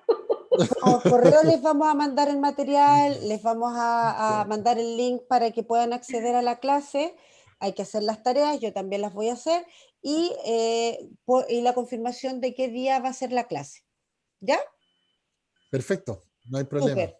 Te lo agradezco mucho, he aprendido mucho, Paul, porque son cosas que yo no sabía y es un gran desafío que nosotros vamos a estar con tantos niños también ahí, saber cómo poder actuar, qué tipo de información es útil que nosotros preguntemos para poder dar esa información a quien se llame por teléfono en caso de alguna necesidad, saber cómo cuidarnos. Y cómo podemos ir actuando frente, no solamente en el contexto escolar, sino también en la casa, frente a alguna situación similar, porque podemos ser nosotros mismos o algún familiar quien se enferme y también tenemos que estar ahí atentos. ¿Ya? Y Oye, cualquier duda, listo. chicas, las pueden hacer, ustedes saben, ya sea por WhatsApp o las vemos la próxima semana, las traen anotaditas. Ya, Fabi, muchas gracias y gracias por la atención de hoy día y todo lo que No, hemos aprendido. cualquier cosita, yo siempre estoy disponible, digo yo, a través, digamos, del Facebook, WhatsApp, del centro. Y pucha, y nada, pues, estamos preparados para la próxima semana para lo que es reanimación cardiopulmonar en primera instancia, y ahí vamos a enseñar los protocolos que están establecidos en este momento a nivel nacional. ¿Les parece? Súper. Muchas gracias. Nos Gracias, vemos Fabi. entonces. Listo. Igual, Que estén bien. cuídense. Gracias, Chao, Paul. chao. Gracias. Chao. Chao, chao. Chao, que estén bien. Chao, chao.